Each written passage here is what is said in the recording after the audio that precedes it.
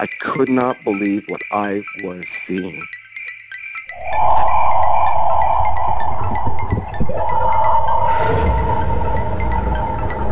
I could have filled the back of his head with 5.56, which is an absolute joke. Well, it's not an ape, because if the Sasquatch was an ape, we would already have one. What are these elusive hominids that stalk the wilderness? Your host, two-time witness and field researcher for more than 40 years, William Jevning. Welcome to the mystery. Welcome to Creek Devil.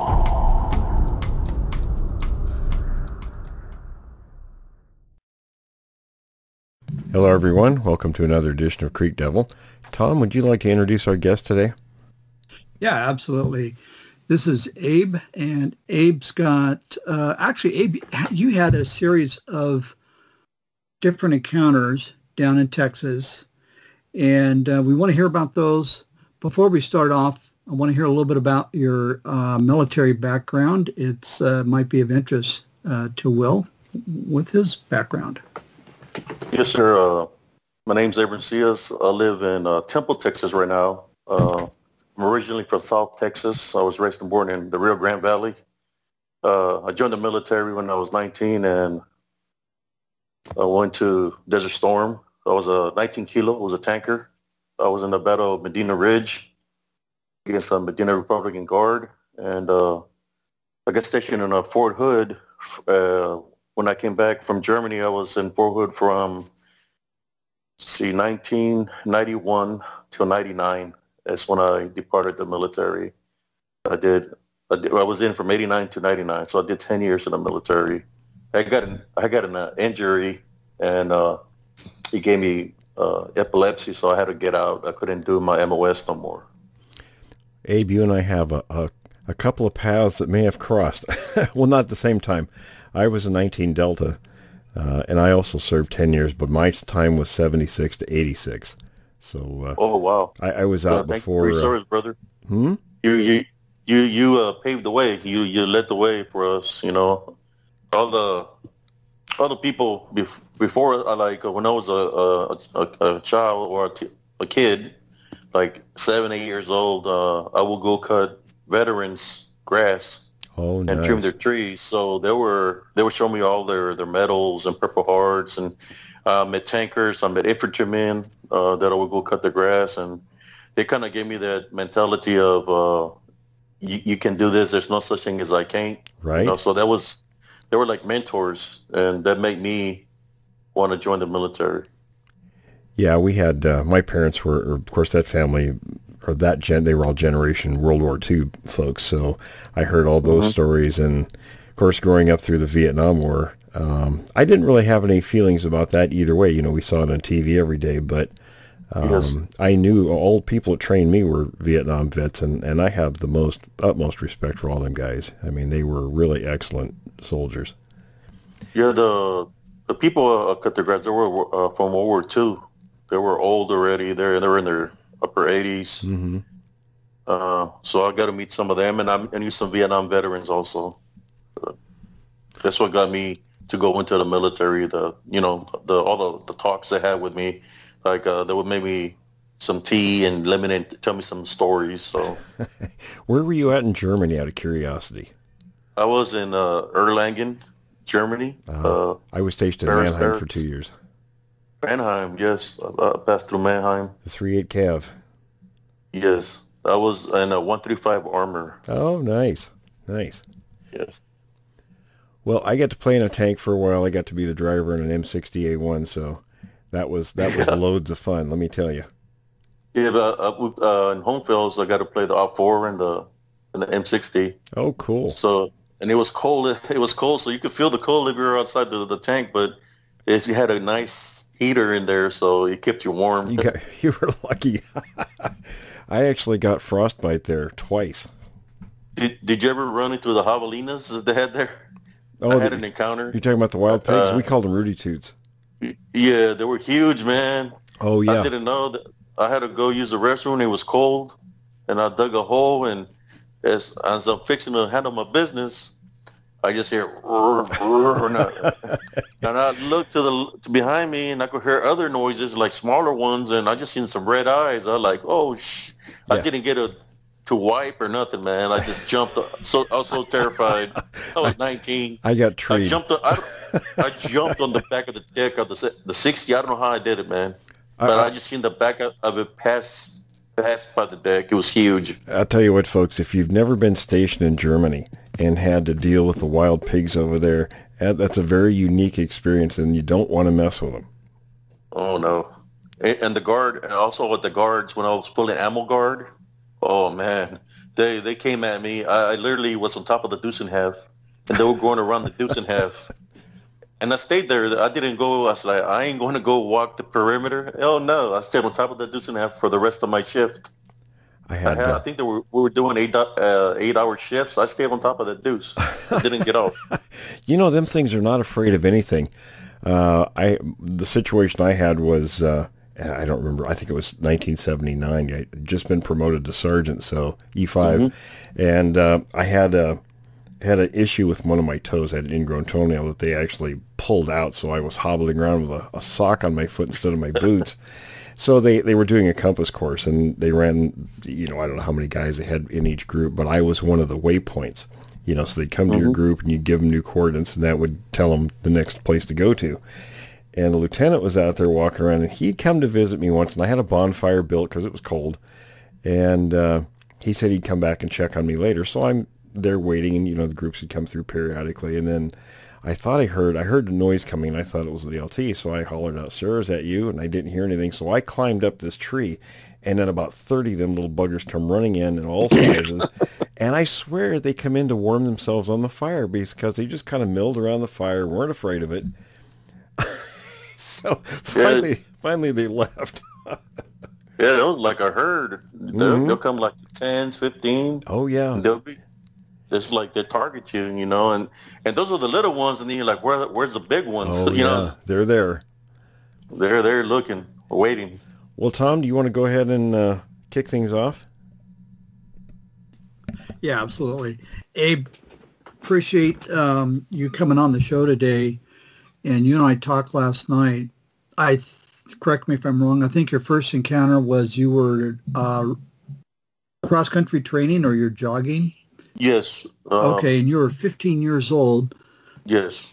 Can you tell us about that experience? Yes. Where I come from is a small town called Raymondville, Texas, and there's a lot of agriculture, and there's also a lot of woods where there's ranches and people go hunting there and stuff like that. So it was so hot that I would wait till like around 5 to 6 when the sun starts setting. So it would be fresher for me to run. So I would run down the dirt roads just to train because it was a small town, small school. So you really didn't have the coaches training us, like especially me. And so I would do all the running by myself. So I'll go running down the dirt roads. The dirt roads are made out of caliche, which is just white rocks. So I'll go running down the dirt roads. That's what I was doing even when I was in middle school. I would run down the dirt roads just to build up for the track meets. So we run the mile and the 2 mile. What happened is I would run down the dirt road, and I had to pass an old cemetery because the dirt road would take me through this old cemetery. Then there's this highway called Highway 77 that you have to cross to go back on the dirt road. As going down this dirt road, I was going pretty fast. Can you all still hear me? Hello? Yeah, no, I can hear you. Yeah, I can hear you fine. Yes. Okay. Real quick, I want to ask you one question. Yes. What time of day was this? Was this daytime? It was. This was like around 5 to 6. The sun setting, so it's still day. And I would run this route every afternoon during the summer. So I knew that by the time I made it home, the sun was barely setting, so it would get dark. Okay, so gotcha. I would run the route the same time for between 5 and 6, and it was like an hour run just to train to build up for track. So the sun was still out when I was running down the dirt road, and as I was running pretty full speed, I would take long strides. I was running fast, and next thing you know, I just get hit in the face. Something hit me in the face and in the chest that it stopped my momentum. So as I slowed down to see what hit me, I look and I just see crap all over me. I'm talking about, one of the first things I did was look up to the sky. After seeing the crap, I look up to the sky to see if there was any airplanes or anything like that, and there was nothing in the sky. I didn't see no kind of ducks or nothing in the sky. So I was like, where did this crap hit me? Where did it come from? And it came from the right side, and the only thing that was on the right side of me was the woods, and there was like a cabin way deep in the woods, but you could see the woods behind me. So I'm looking, and I'm upset, because I got hit with crap. So I'm looking, it's like, hey, I'm screaming like, hey, anybody there? Is anybody there? And I'm not seeing the movement or nothing. So I got this strange feeling because the crap smells it smelled bad, like Sower. It smelled like the worst of the worst. So I grabbed my shirt and wiped some on my face. So I just got the hell out of there as fast as I could because I didn't know what had happened. So I ran there was a ranch in the corner, and I took a right and I ran to the cemetery. There's another cemetery there where they has water faucets. So I grabbed the water faucets, put it in my hands, and I started washing the crap off my face, and I took my shirt off and I left the shirt. So I just used the water and just rinsed everything, all the crap off my face and my chest. So I ran back home, made it home, and I told my family what had happened. The crap just came out of nowhere and hit me, and to me, it's like, I don't know, I never experienced nothing like that, and I would run that route like I said, for many years, because when I was in middle school, we run the same route. So that was the first time I ever had an experience like that there, and I didn't know what caused it. I'm going to jump in real quick. Yes. That's an experience that 99.99% of the people out there, thankfully, don't have. So I'm sorry you had that experience. But Will, can you comment on this being any kind of known behavior with primates? Oh, absolutely. I mean, you see stuff like that periodically. People have videos, at the zoo when gorillas or chimps, yes, and they'll throw their feces at the people. Yes. All I know, whatever was that hit me had to be close because the impact almost knocked me on my butt. That's how hard it hit me. It kind of left like a welt on me too because it hit me hard. I remember I had like a welt, like where the poop hit me so hard, like with full force, like something. To me, it felt like something strong had to throw it because it knocked me back, and I was running hard, and it knocked the wind out of me, kind of, They have fairly large quantities at times. I've seen it as large as, the segment's 4 inches across, which is pretty doggone big. And I think if a person were to be hit by something like that, it would do exactly what you're talking about. Yes. And, the first thing is like, man, my senses were like triggered big time. And I was like, there's something here. I could feel something, and it's like my senses were telling me it's something, whatever was there was not, like to me, I guess the fear factor started kicking in, like it's something that is unexplainable. So the thing that I thought was get the hell out of here as fast as I can, which I did. I left. I went to the cemetery, washed up. The sun was already setting, so I just made it back to town in time before the sunset. Abe, that's also because I knew where the story was going. You and I talked last night. That was the reason I asked what time it was, because that's that kind of twilight transitional time is typically when these things start to get really active. Yeah, it's like when I would run, I'll get in the zone, and I'll be zoning, like I'm so much in the zone that I'm just running hard, like fast on those roads. At that time, I was only weighing like 140 pounds, 142 pounds, because I would run long distance. So when that poop hit me, it knocked me back. I was not that heavy, 142 pounds, but I felt it. I felt that impact. I don't know if whatever was there felt me as a threat, or was it because I was running hard, that the hormones or something that maybe thought it was a challenge, seeing me as a threat. I don't know. I think that's an excellent question. And I don't know, Will, what do you think? I mean, what's your opinion with why the primates at the zoo do that? It's obviously aggressive behavior, right? I kind of get the impression they don't want people in that close proximity to them. That could very well be what they're doing. Well, then I stopped. What happened? I stopped running the route because it's like I felt there was something bad there. So I stopped running the route. But there was a day. It was the evening time this time around. I had a 1956 Ford pickup. I had lost my mom at a young age, and I was thinking about my mother, and she was at the new cemetery. So the same road that I went through. So that I ran. It was nighttime. I got in the truck, and I said, well, I'm going to go visit my mom at the cemetery. It's around 10 o'clock at night. So I'm driving down the old cemetery across the freeway, Highway 77, and I pass that section where the poop hit me in the face, and I get to the ranch that's in the corner. So as I turn to the right to go down the dirt road, I could see the ranch, through the rear mirror. I could see the ranch. It was a white house, and you could see the light. You could see the ranch, the house.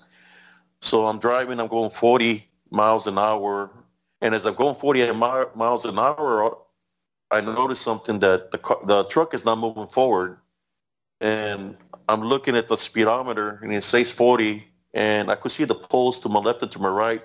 So I pressed the gas, and it was going 40. It went up to 45, and it's still not moving forward. So when I looked to the rear mirror, I could not see the ranch or the lights. I just seen a huge black mass behind the vehicle, and as I'm pressing the gas, I could feel the rear end drop and hit the ground, and I almost lost control of the truck because it went to 45, and I almost hit the poles. So I got scared, and I just didn't stop by at the cemetery. I just drove home as fast as I could. I made it home, and I was pale. My brothers were like, my brother and my cousin were like, "What's the matter? What's the matter?" And I was telling them that what happened to me, that I was driving down the road and I was going 40. Then all of a sudden it's not moving forward. And I told them the story, what happened. And they're like, wait right here. So they went outside and they started looking at the truck. And then they're like, hey, come here. So when I went outside to look, you could smell like a beastly smell. It smelled very strong. The tailgate was ripped off the back of the truck, and the tailgate was just hanging. And that's what they wanted to show me. So they'd actually held on to the tailgate. Will, we had Brenda on not too long ago. She had a similar experience where she described one of these creatures holding the vehicle. But on top of that, you've had an experience. Can you tell us a little bit about your similar experience? Yeah, this was just outside of Fort Lewis, Washington, out past the town of Roy. Me and a friend were out there, and there's an area called the Bald Hills. Been a lot of activity out there over many years. And we decided to drive out there one night just to look around, to do some scouting out there and see if there was any sign or anything going on out there. And at one point, I can't remember, I think we'd heard some vocalizations, but they weren't close. So I backed into this spot with some trees behind me, and I said, well, let's just kind of hang out here for a while and see if we hear anything. And I can't remember what prompted us to start to leave, but we did. And I had my car was a stick shift, And I put it in gear and started to go, and the car wouldn't move. And at first I thought, well, we're in a pickle right here in the middle of nowhere and no transmission. And that wasn't the case. I gave it some gas, downshifted, and the tires were kind of barking in the gravel. Something was holding the car. And then it was like a cork being pulled out. It released, I took off, and the next day in the daylight we looked, and there was dust all over the car. It was dark brown, the color of the car.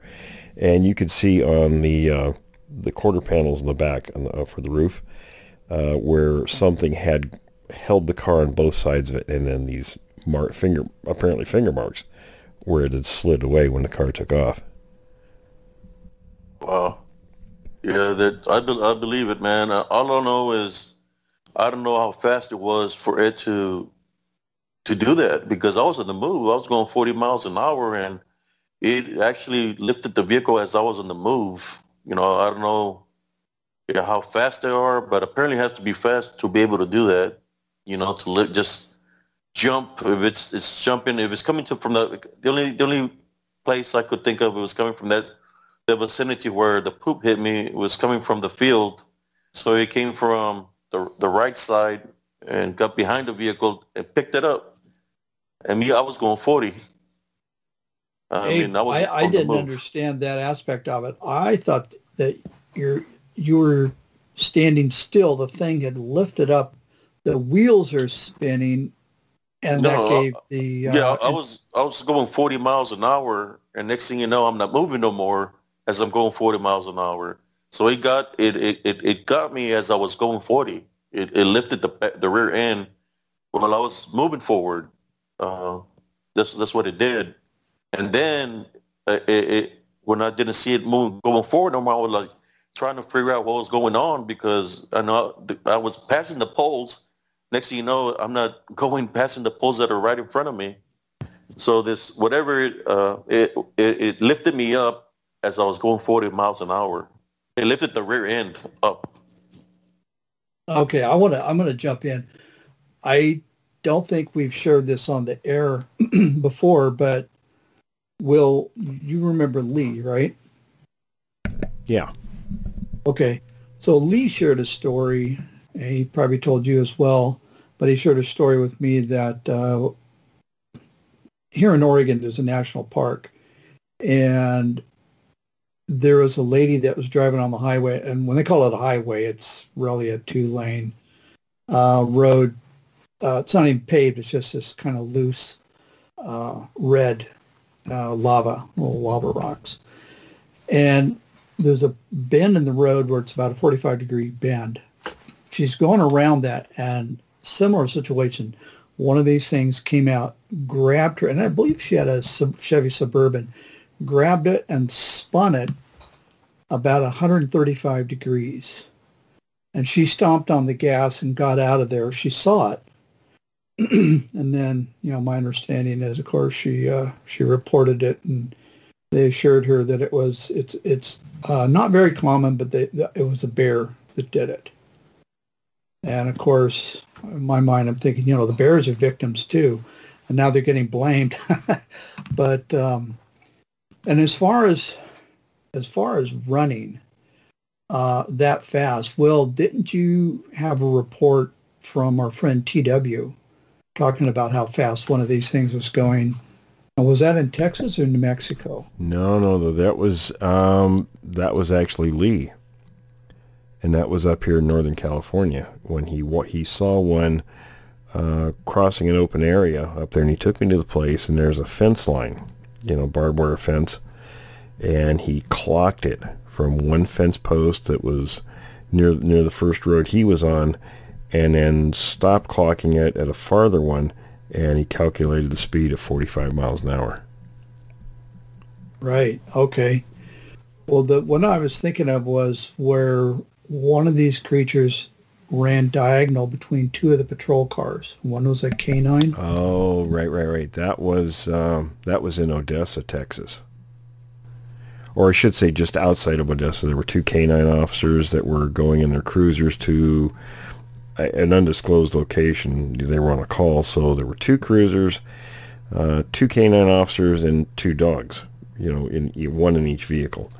and they were going pretty fast. The lieutenant estimated, he didn't know for sure. He estimated around 80 miles an hour, but it probably wasn't quite that fast. But it was nighttime, and he saw movement out the right side of his vehicle, and he glanced over, and in the peripheral light of the headlights, this creature comes zipping up diagonally on all fours and actually paced the cruiser for a bit before it veered off.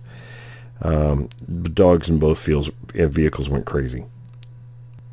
And they're trained not to do that, right? Correct. That's what he said. Those dogs are trained not to react like that.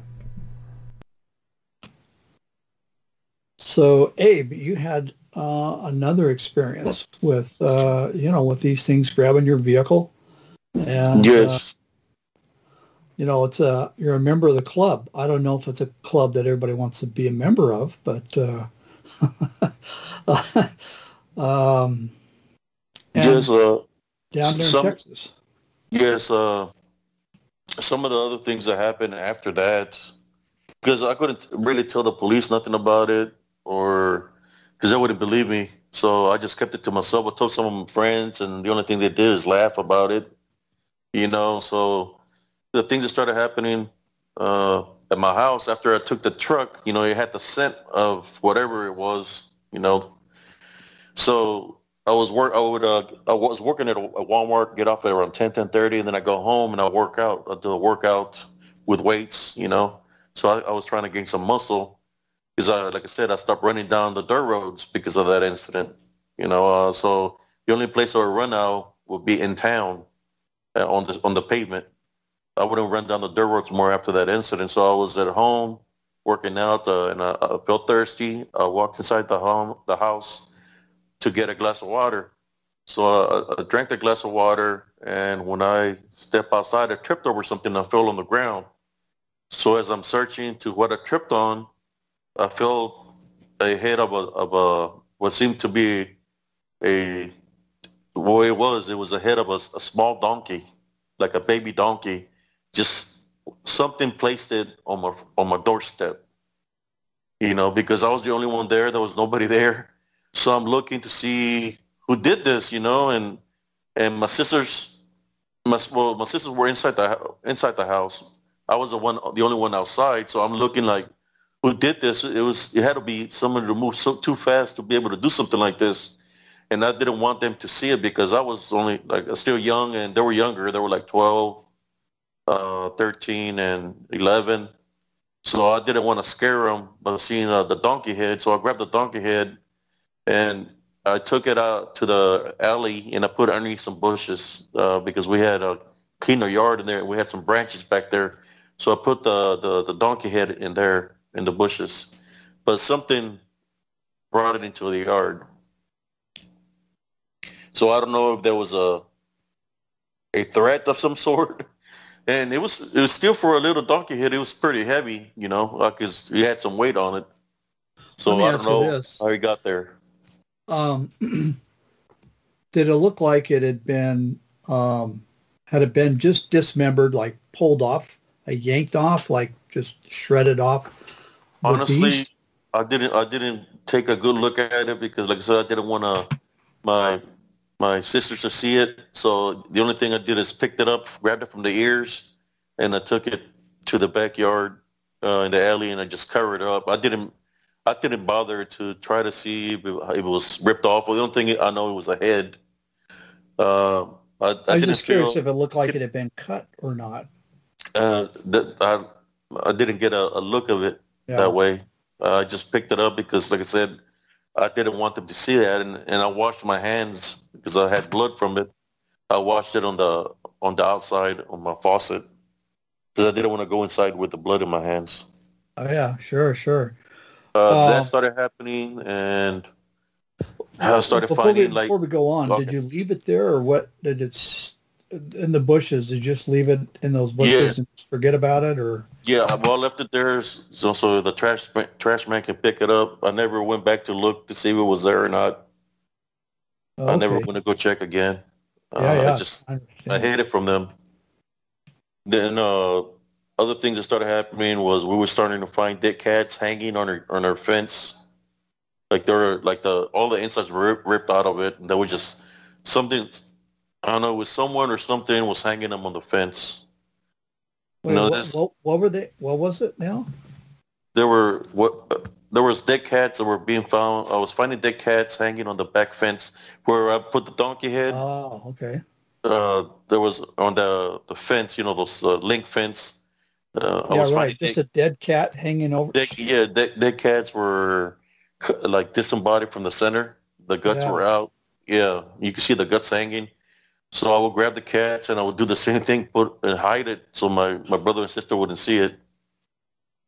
And there was one night that I remember that there was something outside my door, and it was banging in the wall. All my brother and sister were inside. They were like, "What is that?" And they started crying. They got scared because it was banging so hard that the whole house was shaking. And they were just banging, like pounding the walls. So what happened is I just started to pray, and once I started to pray, everything kind of settled down some. I was trying to calm down my brothers and sisters. Like I said, they were younger than me. But something was definitely pounding on the wall, and I didn't want to go outside to find out what it was. No, yeah. That's probably a smart move. And again, going back to the animals, the dead cats hung over the fence. Yes. I go back, I kind of go back to TW with the big one that took the dog. Now that was a 130-pound Mastiff, but it just pulled it in two. And in the area that I live, actually about 30 miles from where I live, up in the Cascade Mountains, there's a little town up there, and I took a picture of it. There's, they have bulletin boards, and the bulletin boards are just plastered with missing animals, missing dogs, missing cats, I think a little bit of livestock, and then a handful of people, missing people that have just vanished in the area. So, yeah, I have a question about that. Now, you're talking about that. Is it possible that a Sasquatch can actually know your scent just by sniffing you one time, and he knows who you are and he can follow you? Just by your scent? Is that possible? I would have to say, I'm going to ask Will this. My own personal thoughts are, and this is after hearing Will's explanation, is that Bigfoot is a primate, and so they don't rely on scent. They're more of a visual, the eyes and ears, what they can hear and what they can see. But it does, you're kind of wondering if they're specifically maybe targeting you or your house or your family. They could have recognized you. Yeah, recognize me. Sure. But it's in their nature. I mean, to eat cats and possibly even small dogs. Oh yeah. Because they're an easy meal. They leave the tails, right? They leave the tails. That's what I noticed. Some of those cats, I will find tails, but the ones that were gutted out, like something that ate the insides out of them. Mm-hmm. But sometimes I will find the tails of the cats, but no body. Yeah, I'll tell you, them coming into urban areas, or not urban, but suburban areas, is a more and more common thing because, we not only have different kinds of food around for pets, but the pets themselves. I mean, it's much easier to come in and get a quick meal that way than it is to go out and hunt and expend a lot of energy and time. So, and not just these creatures, it's other wildlife doing the same thing. But, as we have more and more stuff around us like that, it's easy pickings for them. Yes, like where I lived, it was the last street, and the next thing to the street was the cornfield. So, it's a small town, and I'm more sure he might have tracked me down to where I lived. I was just at first I thought, that somebody was playing a prank on me, especially around the house, but what happened out there, it was unexplainable. But then I said, well, whatever's banging on the house that hard and it's making the whole house tremble, that's not a person. There's no way that's a person. So I didn't want to open the door. I was wanting to open it to find out what it was, but something told me don't open it. So I just started praying. That's the only thing I could do. Good response. I mean, that's all I could do because I didn't know what I was dealing with. Well, and it hit the side of the house more than once. Oh, it was pounding on it. It was like banging hard. It was banging so hard that my sisters and my younger brother were in a little huddle because my little sister was 2 years old. My younger brother was 5, and then I had my other brother that was 10, and then my sisters that was like 12 and 13. So they were terrified. They were in a little huddle, and I was like, I had to be strong, and so what I did is I started praying, and I hit the wall myself, and I said, I'm not afraid of you. And I started praying the Our Father. And, after a while, it stopped banging on the wall, and then everything stopped. Sometimes I crossed our house. There was an empty lot, and there was an old house that I knew there was one of the veterans. They moved to be with their son in Houston, but their house was still there. And at times I could hear something growling from the yard, like it was mad, and you could hear like a ruckus, like it was hitting something over there, like hitting trash cans and all this. You could hear something growling from that area, but I never went into the property to find out what it was. But you could hear it at nighttime.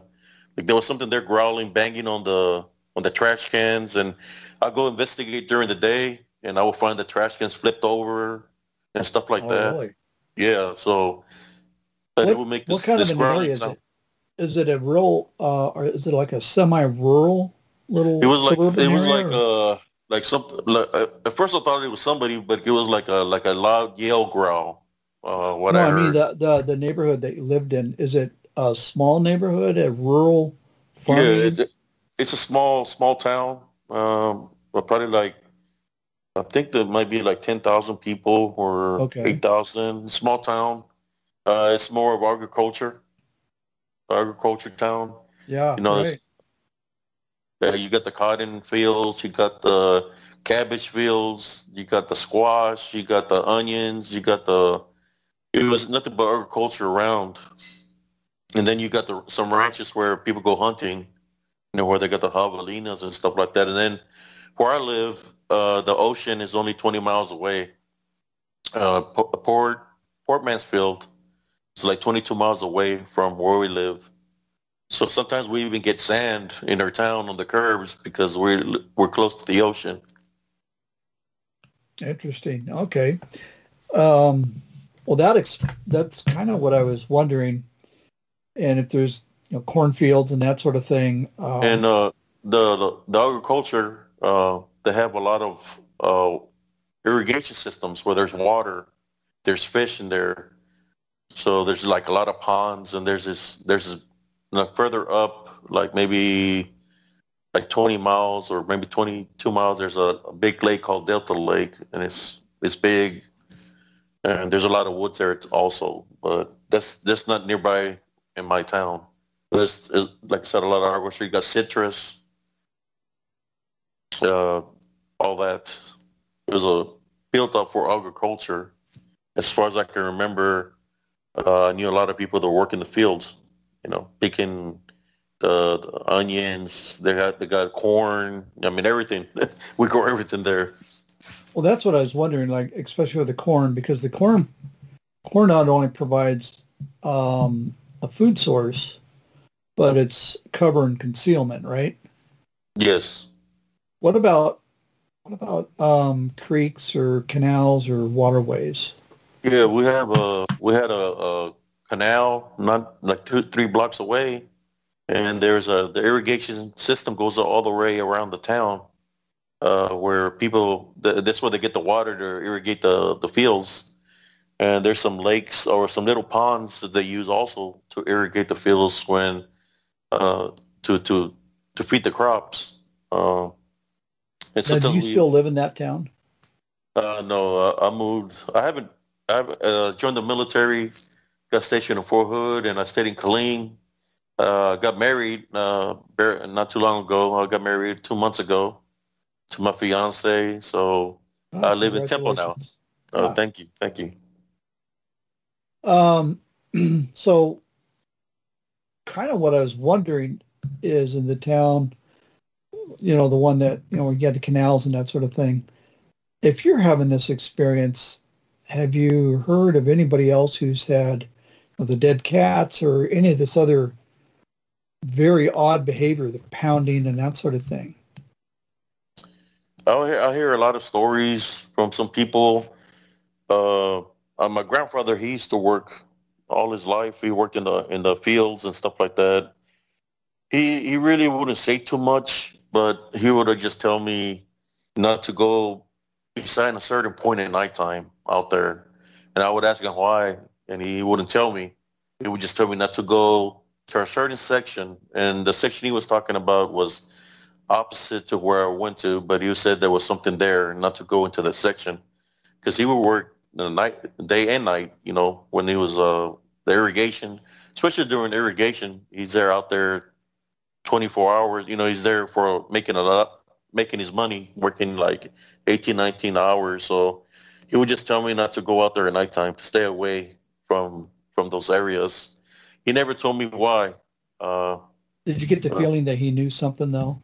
I believe so. I believe he knew there's something out there. He just never said, because he loved animals. Like he had ran over he ran over deer and a little baby deer. So he grabbed it, bandaged it up, and he healed it. Once he healed it, he sent it back to Mother Nature. You know, but I believe he knew there was something out there. It'd be interesting if I hear other stories. I will hear. Well, there was around that. Before that, what happened to me, there was some incidents where, I know you ever heard about this, but it was dealing with a giant bird that was supposedly mutilating the cattle down there in 1975. They were saying it was like a thunderbird or something. They were saying it was like a thunderbird. If you Google it on YouTube, it'll talk about that, and it's dealing with my hometown, where a man got attacked by it. You know, got scratched on the back. It was trying to take him, this giant bird, and they were finding cattle that was being mutilated. You know, and they were like cut up real bad and stuff like that. Goats were disappearing. The cattle was disappearing. And they were trying to say it was this bird. But then, I don't know, when I started seeing the mutilation still happening with cats, it made me wonder, well, was it really a bird doing this to the people, or was it something else? Because, you know, as far as I knew, there was still cattle disappearing there, you know. When I left to join the military, things were still happening of that nature. Did any of that get reported in the newspapers, or was it just kind of talk amongst it came out in the newspaper.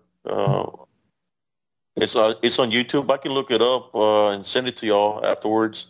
It was dealing with a big giant bird that was being spotted all throughout the Rio Grande Valley, and they were saying it was a thunderbird or a giant bird, and it was attacking people.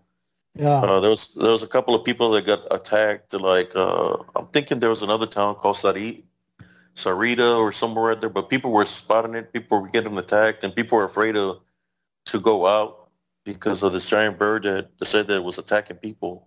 Yeah, I think I've heard some of those vaguely. I just kind of remember hearing about that. That happened in 1975. I was still in elementary, but I remember that the teachers asked us if we seen the giant bird, and they gave us a paper and crayons to draw the bird if we seen it, you know. Oh, wow. And I remember that, you know, that they made us do that. But I know around that time frame, something happened to me that I never told nobody, because we had bunk beds, and I could hear my grandmother, like if my grandmother was calling me by the window. Next thing you know, when I went that ways, the screen just ripped off the screen. The window just ripped off. When I turned around, something scratched me on the back. So I don't know what it was to this day. How old were you when that happened? When that happened to me when I was like around 6 years old. I was young. Oh, okay, okay. That was a So time. That what? was a time frame of that bird. It Yeah, was the same time frame of the giant bird that they said was attacking people. You know. So, yeah. No, I heard about that. I wanted to back up for a little bit on yes. the canal. I just it would have been interesting if you could have gone to the canal and looked around or any of the other areas where you'd have soft ground and look for footprints. So if you're ever, back in your old haunt or something and you feel like it, might be Yes. interesting to just take a peek. Well, I wouldn't. I Before I joined the military, I had gotten married, and I was at that time 19. Uh, before I got I was dating somebody before I got married, and she lived out in the ranch. So it was late at night, and she said she was going to get in trouble with her parents. And I drove her car to her house, and I said, "Well, I'm just going to walk home." And she's like, "It's far away. It's like 15 miles." And I said, "I'm not afraid. I'm not afraid of the dark, you know." So I started walking, and I was walking. There was this empty field, and I felt something there, like something was there. So I said, "Oh, just my imagination." So I'm walking, I get on the pavement road, and as I'm walking, there's this field with woods beside me, and I seen something. I seen somebody walking right there along the edge of the fence, and it didn't look like a person. It was a big, dark figure, and it was just looking at me, and I was looking at it, and there was a blinking light up ahead. So I kept on walking up towards the blinking and looking at it, and he was kept on looking at me. So I don't know what it was. The only thing I know is I did the sign of the cross, and I just started walking the opposite direction. You know, I prayed, but it was something there in them woods, and it wasn't a person either. It was huge. Yeah, and this is that same town where the cats and everything else happened. Yeah, it's a little bit after that. You know, a couple of years, like 2 years, 3 years later, when that happened to me. Yeah, it's interesting because Texas just seems to have, and Will, correct me if I'm wrong, but I mean, not only does Texas seem to have their own brand of Sasquatch, whatever it is, I don't know what type it would be, but they're just either aggressive or very, very annoying. I think aggressive is a better description for it. Yeah, the behavior is unique. It's a little bit different than just about anywhere else. You know, to me, there was another experience that happened to me, but this was still in with the ranch. We used to have some friends that live in a ranch called past Hargill, Texas. There was like a roadside rest area, and there's a dirt road. Well, down that dirt road, our friends lived like maybe 5 minutes away from that dirt road. They had a ranch out there, and we used to go visit them every weekend when I was growing up. And there was a swamp by the dirt road, a swamp to the left and a swamp to the right. Well, this day it happened that because down there in South Texas, it kind of floods real fast, especially if it rains a lot, because we're so close to the ocean. So the roads were kind of flooded. So we were going real slow down the dirt road, and the swamp had crossed over the road. So we seen a big fish, and it was flapping on the dirt on the road. It was still on the road, but there was water. So I got excited. I said, "I'm gonna get that fish, Dad." So I got out the vehicle, and he got off, and I ran and grabbed the fish, and then he came, and we were sitting by the fish. We had both of us had the fish, and it was pretty big size. And next thing you know, we hear like a loud screech, a real loud screech that it sounded so loud that our eardrums popped. And when I looked to the left, there was a tree stub sticking out of the water.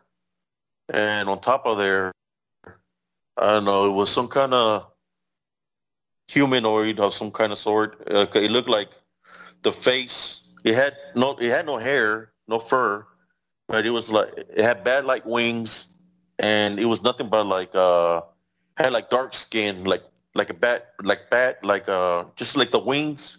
That's the way the skin was. Then it had very sharp teeth, and he had sharp nails. So as it was looking at us, and my dad said, "Go get in the car."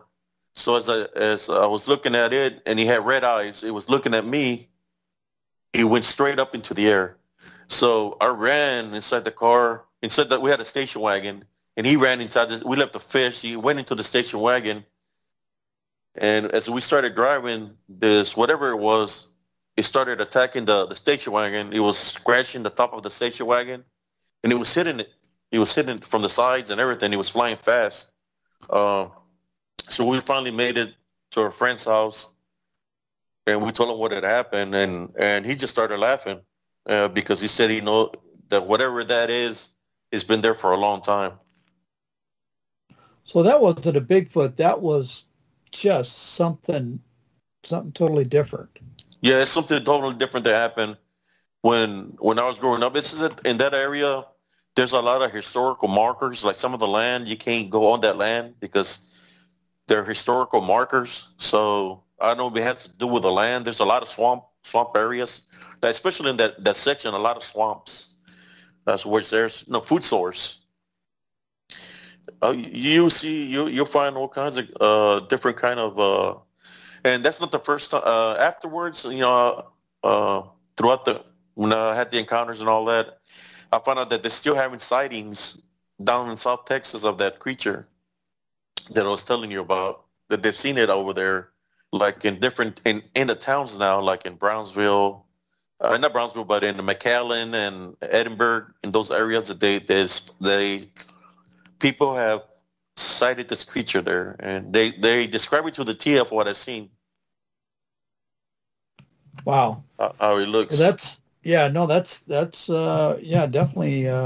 definitely something very odd. Yeah, it's so kind of getting back to the Bigfoot.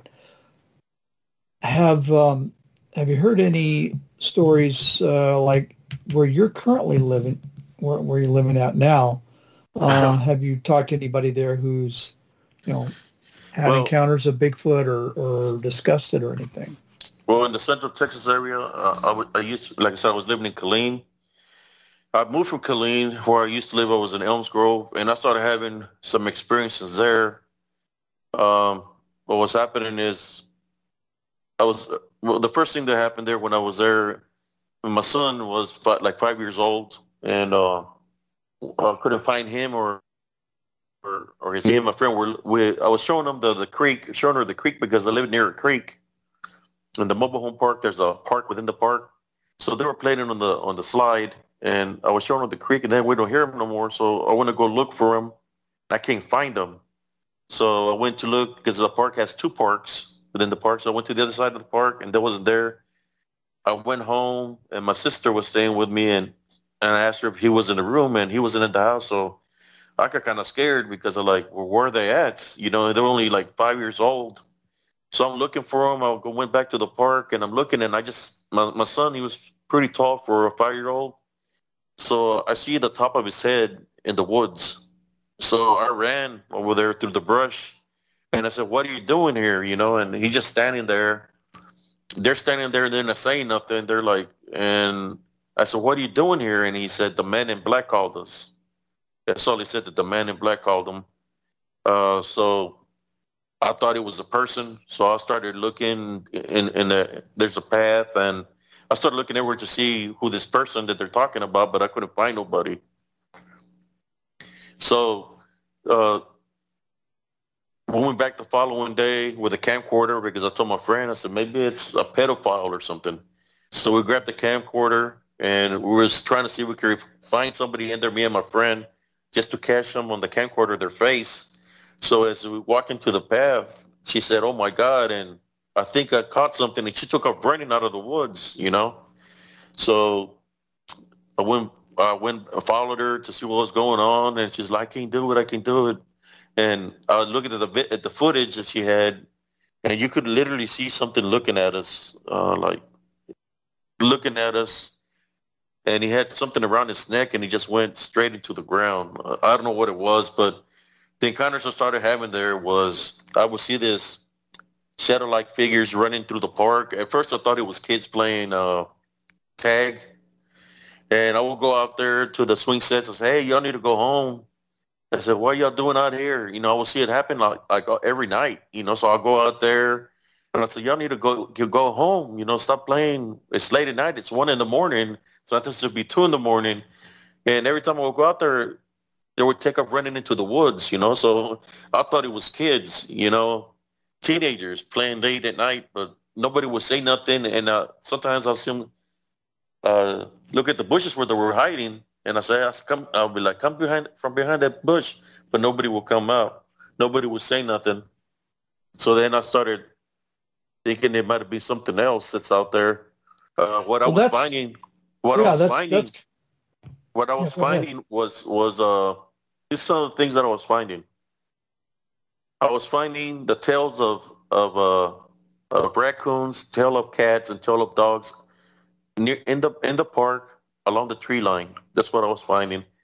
The first thing I thought is, why would the park guy run over the cats? You know, but it was just the tails that I was finding. So I would pick up the tails and I would throw them away because, you know, I thought that somebody killed the dog or killed the cat and just left the tails. Around the neighborhoods, there were signs of missing dogs and missing cats within the park and outside the park. Another thing that was happening was I was finding shredded bamboo. The bamboo was being shredded in the park by the bench. Like, it was just all over the ground. And I was like, how would somebody shred a bamboo, you know? It was like everywhere. And it would only happen when in the morning, it would be all over the park because it wouldn't be there when the sun set. It would be just in the morning. And I'd be like, man, who's doing this, you know? So the other things that was happening is I had a friend that lived right by the edge of the park, and she couldn't see well at nighttime, and she would take her dog to go pee at nighttime around 12 o'clock, and she said that she was taking the dog to go pee, that something was banging on the tree and it growled.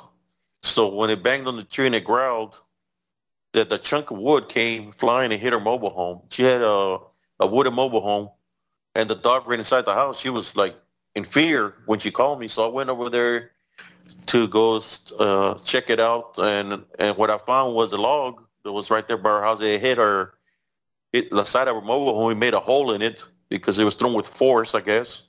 So I said, where did you hear this banging? And she pointed to the tree where she heard the growl. So I went up to the tree. There was, but I said in the park, and I said, is anybody there? And nobody would say nothing or anything like that. Those are just some of the incidents that were happening there. Yeah, it sounds like a lot of odd stuff. You know, I'm just going to go back a little bit for those, you know, the little people that you saw. Yes. And not sure what they are, but I wonder, Will and I have talked about this, where people have seen, you know, there have been reports of little people, if they aren't very, very small Sasquatches. Yeah. But what I seen wasn't little people. What I seen was there were tall figures. You know, they were real tall. That's what I seen. They were tall. That's why I said they were teenagers. You know, at first I thought they were black, African American kids playing hide and seek because it looked so dark. You know, from where they were running the light at the swing set, there's lights there. You could see, and you couldn't see no clothes. The only thing you could see something dark. You know, running around. Oh, really? Then what started happening is they would come to my house, my mobile home, and I could hear something scratching the mobile home. And then they start hitting the walls on the outside. And when they start hitting the walls, I'll go outside. But there would be nobody there, or times they throw rocks and hit my home. A lot of strange things like that were happening.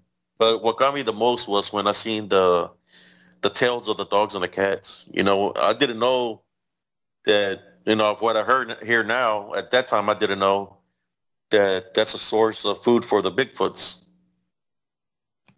Yeah. But I didn't know that then. Well, listen, Abe, this has just been an extremely interesting interview, and you've had just a bunch of exciting, not exciting, but odd occurrences. I suppose exciting in a scary sense. And we're going to have you back on at some point, because I think you got brother, more stuff. When I was going through all these things, I got attacked by whatever it was. I always call it the unseen force. The reason I call it the unseen force is because when it hit me, there was nobody around. I would look. I mean, it would hit me so hard from the back that I would fly 4 or 5 feet, and when I would look, there would be nobody there. But I have some pictures where there's something I wouldn't share my story to nobody what I was going through, but I didn't know it was the same thing from what happened to me in South Texas. But I'm thinking it's a whole different, maybe a different Bigfoot or something. I don't know. But whether it be a Bigfoot or a dogman, whatever it was aggressive, and it dropped me several times on the ground. I just couldn't see it because it moved so fast. Listen, fellas, the only thing I do is got pictures. I have on my site. I got a site that I created when all this was happening. Positive Spiritualist. I just have pictures. That's all I have, and there's some videos there of the area where all the things were happening. Be interesting to see your pictures. Yes. Listen, fellas, we're just about out of time, unfortunately. Abe, we really appreciate it. Very interesting information. Yeah, the only thing I can say, if anybody encounters this events happening to them, now I would suggest, like what I did, I just moved. I was buying my home, and I moved. I didn't want to deal with it no more. Yeah, it was too much. It was too much for me. Smart decision. And well, listen, I really appreciate you coming on. Folks, if you enjoyed this content, it really helps us out if you just click the like button and click subscribe. We really appreciate it. Comments, leave comments down below, and you can also send comments and encounters to questions@creekdevil.com. So, Abe, listen, I really appreciate it. I think we're going to be talking to you again in the future. And just before I let you go, do you have any questions for Will or I? No, I really appreciated y'all give me the time to be able to share my story. What happened to me, just things like that, it causes a little bit of PTSD because, you don't want to share it with nobody. Just keep it to yourself. Right. And, That's exactly right. It kind of haunts you for the rest of your life, in a sensible way. But yeah, you really hit the nail on the head. Yes. Yes. Besides that, the only thing I can say is what I did is to survive the things that I survived, just maintaining love foundation. Not give whatever's there, not give it power because it feeds off fear. So long as you don't give it the power and, you take yourself somewhere else, even if you have to pray, take you somewhere else where you don't have that fear. You can overcome the situation. Very good advice. Awesome. Well, listen, thanks, folks, and stay tuned for the second half.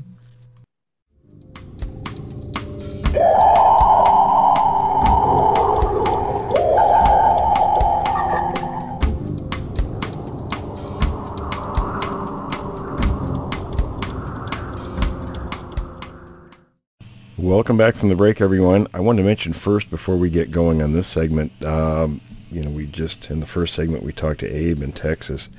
And as with most primates, we hear stories about, chimps and gorillas throwing their feces at people when they get upset.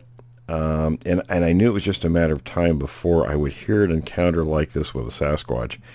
And that's what Abe described was, one of the creatures threw its feces at him, hit him so hard with it, it almost knocked him over because it was unexpected.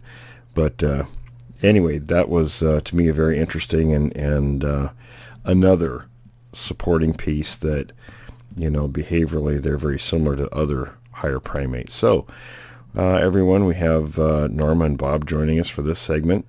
And I'm going to have you guys give us an update since we haven't talked to you for a little while. And then we'll proceed into a Q&A and just general discussion. Well, we've been pretty busy. We actually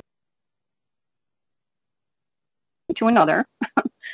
So we've had quite a bit of busy time in the last, probably three months, just getting ready and doing all that. So we didn't go out very, very much, but we did go out a couple weeks ago to our research area with our friend Fred, who you had on the podcast, and we had some pretty good action. The thing that's different with our area this year, where it wasn't last year, which is kind of funny, is they're not allowing any camping in that area. And if you remember, it was the camping that was in that area was primitive. There's no bells and whistles. It's not glamping. It's just basically, you go. They do have cleared sites, but it's, like I said, it's pretty primitive. There's no electric, no water, none of that. Hey, so Norman, they're not. Yeah. Did they say why there's no camping allowed? No, they just posted a sign up there that we saw, that I had seen. I had gone through there myself. Just to, I think I was just going through to see how everything was looking, because we had a lot of downed trees and a lot of things that were happening out there. So I just kind of drove through just to get an idea. And when I did, there was just a sign posted saying no camping, the year 2021. So I have no idea why they stopped it. It could be, I guess I'm just surmising that maybe it's because, they didn't have a whole lot going on last year. Maybe the monies or the funds, were kind of, not there to maintain it, maybe. So I'm not sure. It could be possibly related, pandemic or something else, maybe. Well, if it's that, where the funds are limited, or, they didn't get very many last year, it could be because of the pandemic. And again, they had it last year, but there wasn't a whole lot of people, going there, obviously, last year. So I don't know why. Well, this is not an approved camping site, correct? No. Okay. Do you know if people leave the area fairly clean? Yeah. Oh, yeah. They leave it. It's approved. It's a state. Are you talking about approved camping area? No, improved. No, in other words, a place that's set up for camping, as opposed to just some place you go out and set up and camp. No, it's not like, like the Adirondack Trail. It's not. Even they have. I think they have yurts and things like that. But no, it's just they clear it like an area where you can put a tent, and there are several areas out there where you can, ask. You have to call. You have to call to get a key to get into the place. It has a big, huge gate that you can't get in unless you have a key, and you have to make a reservation. You have to let them know that you're there. You don't have to necessarily tell them what site you're going to be on, because again, it's just an open area where you pitch. There's nothing glamorous about it. It's just woods, and just pitch a tent kind of thing. Nothing extra. But so, people clean it up, when they leave, and some people have on occasion brought like a camper, like a pop-up camper up there. But it's been so sporadic. People don't like primitive camping. So they like to go somewhere where there's water, there's electricity, there's other people, there's a pool, things like that. That's not this. This is very, very rural, very, well, Tom, you saw the whole map of the area. So it's pretty primitive. Yeah, it is. To be honest with you, when I saw that, I was kind of pleasantly surprised that there would be a place like that in Massachusetts. So, yeah, it looked like a really nice place. There's a lot of places like that in Mass, actually. Western Mass, and then you go over the Connecticut border up in the northwest corner of Connecticut. There's a lot of, and in Mass where we were, it's not very far from the Bennington Triangle, which is in Vermont. So there's Burlington. I'm sorry, Burlington Triangle, Bennington, not Bennington, Burlington. And so there's a lot of places like up in that area that are, pretty primitive camping. There's every once in a while. I mean, there's state parks, that have camping and stuff like that are by a lake or have a pool or whatever. But this is, like I said, it's very rustic. So this is why we like this area because, as you know, we've been researching this area for quite some time. So it's always a great place to go for us because there's not a lot activity, human activity. Yeah, no, it sounds really nice. Hey, just backing up for a second, did you mention something about a triangle, and can you give us sort of elaborate on that a little bit? It's in the Green Mountains of Vermont.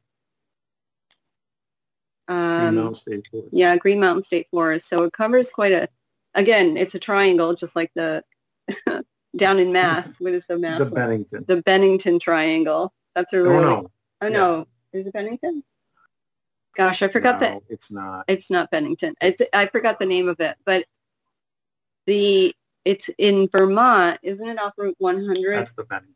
Yeah, it's off Route 100. It's if you look on a map, it's in the actual Green Mountain State Forest area. So there's a triangle type thing. Yeah, it has quite a history up there. We've been up there. That's a whole nother podcast. But you guys, I mean, Bob's more into... I was going to say, hit us with some of the highlights. Why it's a triangle? Is there something going on there? That sort of thing. Yeah. We had an expedition. Yeah, we had an expedition with one of our groups up there a while ago. But there's apparently there's vortexes, there's Bigfoot, there's UFO activity, there's portals. Indian activities. Yeah. For years, Indians said it was spirit type thing.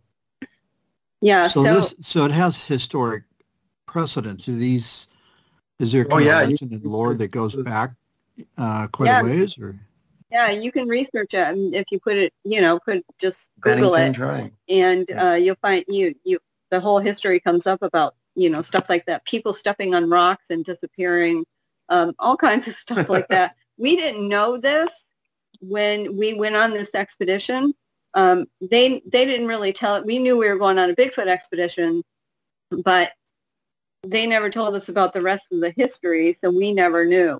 It was never, maybe they just didn't think to tell us. I don't know. But we went up there. It was about an hour from where we lived. It was, really a great drive, really, like I said, rural. Forest. And down this this long dirt road, river to the right of you, and there's nothing else out there until you get further ahead. But very vast area, and in Vermont, So, but there's places like that, and this is, again, it's a very rustic camping. Just area. They just clear a spot, and that's where you put your tent. So it's pretty interesting. It's pretty creepy.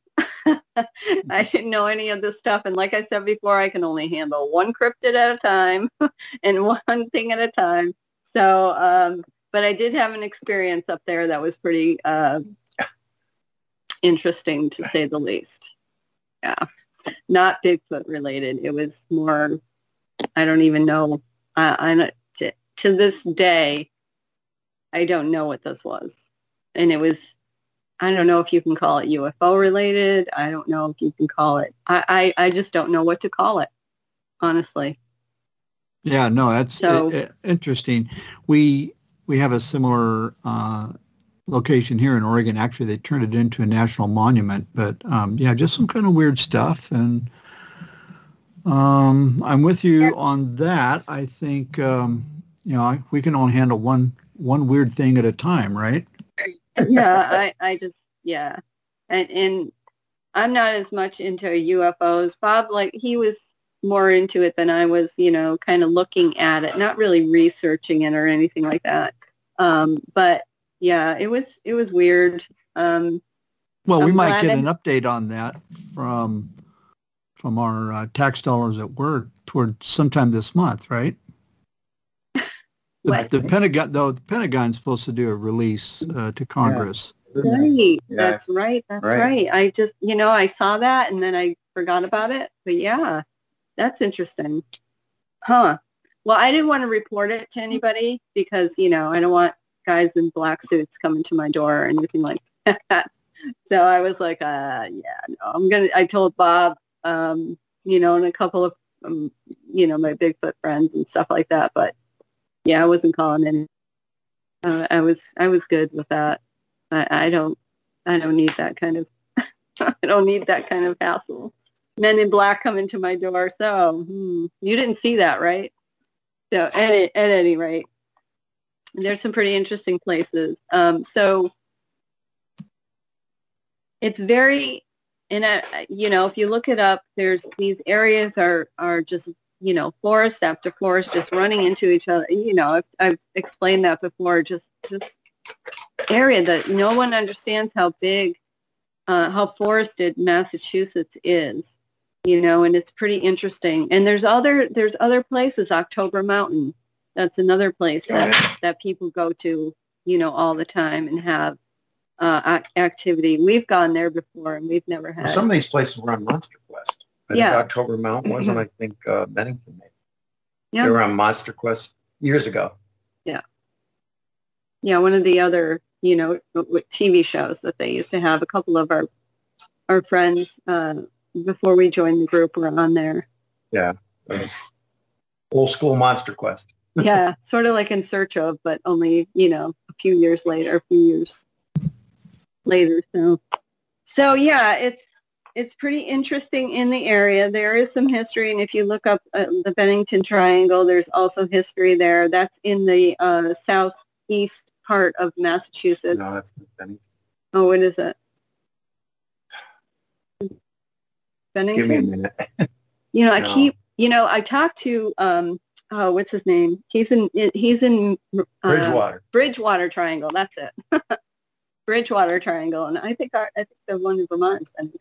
It is. Yeah, Bennington Triangle in Vermont and Bridgewater in the lower part of Massachusetts. The Bridgewater Triangle, I won't even go near.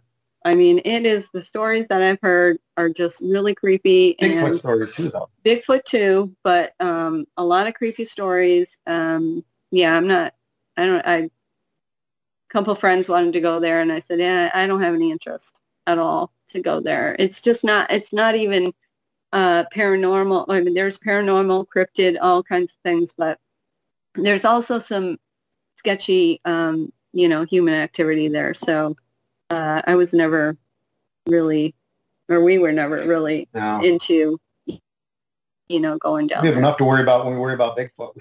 Right. We don't worry about that. You know what I really find interesting about this is, you're in the Northeast, so, you're in old colonial New England. Did the colonists ever run it? Did George Washington, did any of the, even prior to 1776, did they have any reports of this sort of stuff? The big one during the Rev War was obviously Roger Rangers, the scout. He was a scout for the Americans, and he was up around Fort Ticonderoga and the Adirondacks. And in his journals, he posted something about the mountain apes would throw rocks at them. And that's a documented piece of history. Oh, really? Yeah. Oh, see, that's the stuff I find interesting because I love history and the fact that we're not the only ones. So this isn't a modern invention. No, that was, 1770s. That was Rev War. Rev War, he was like one of the top scouts during the Rev War. He had I think they were from Vermont. They were a group of civilians, the colonists that had got together, and they were scouting out. It was obviously the war against the British at the time. Also, that's why they built Fort Ticonderoga, to protect the inlets and stuff. Right. But they also had problems because these were the guys that were in the frontier with the Indians. They were scouting out. Had a little bit of skirmishes with Indians, but they also had skirmishes with Bigfoot, I guess. And this was actually in this, and now who was this guy again? He was either Roberts Rangers or Rogers Rangers. I've heard it called both, but I was reading about Rogers Rangers. Rogers Rangers, that's correct. Yep, Rogers Rangers. And I know that's documented that he had problems with I forget if he called them mountain gorillas or mountain apes, but they were probably mountain apes because I don't think. Yeah, they didn't have Bigfoot then. Yeah. They didn't have gorilla then. Or gorillas, Yeah. so they were. No, gorillas hadn't been discovered yet then. Right. Correct. Yes, mountain apes. Right. It was the mountain apes were harassing them, I guess, throwing rocks, and he documented that in his diaries or journals. So that's written. So that's up by Whitehall, New York. Okay. Oh, Whitehall has a lot of history, and I would suspect that the documentation probably is searchable through Library of Congress. So that'd be an interesting journal to research and look at. Sure. Yeah, you can find it easily. Yeah. Yeah, I read it somewhere, the whole, the documentation somewhere a while back. I don't remember where I got it. I think it was in a book, but it was I was reading about the Revolutionary War history and, where some of the skirmishes took place and things. And I'm into metal detecting, so I was looking at old sites, battlegrounds and stuff. Oh, yeah, that's right. You guys do metal detecting. Have you ever, getting a teeny bit off topic, then we'll get right back on, but have you ever found any buttons or anything dating to that era?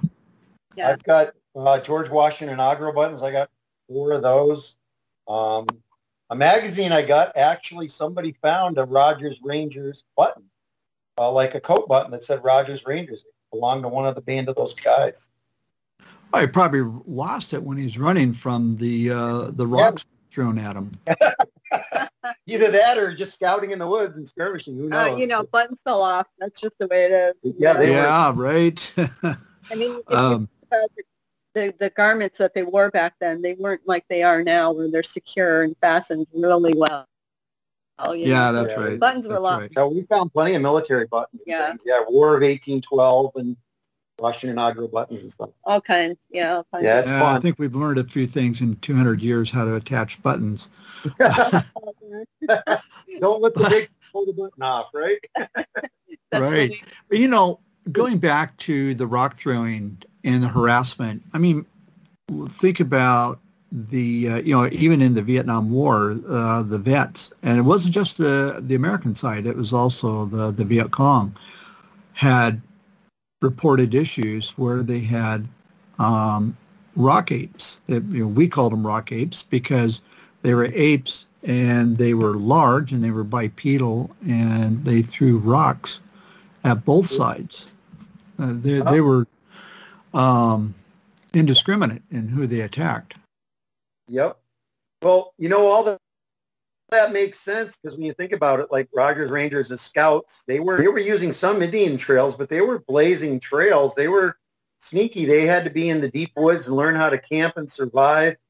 And, during the Vietnam War, I'm sure they were sneaking around the woods too to try to, sneak attack on troops and things. They were in the woods. They were in the Bigfoot's backyard, basically, Right.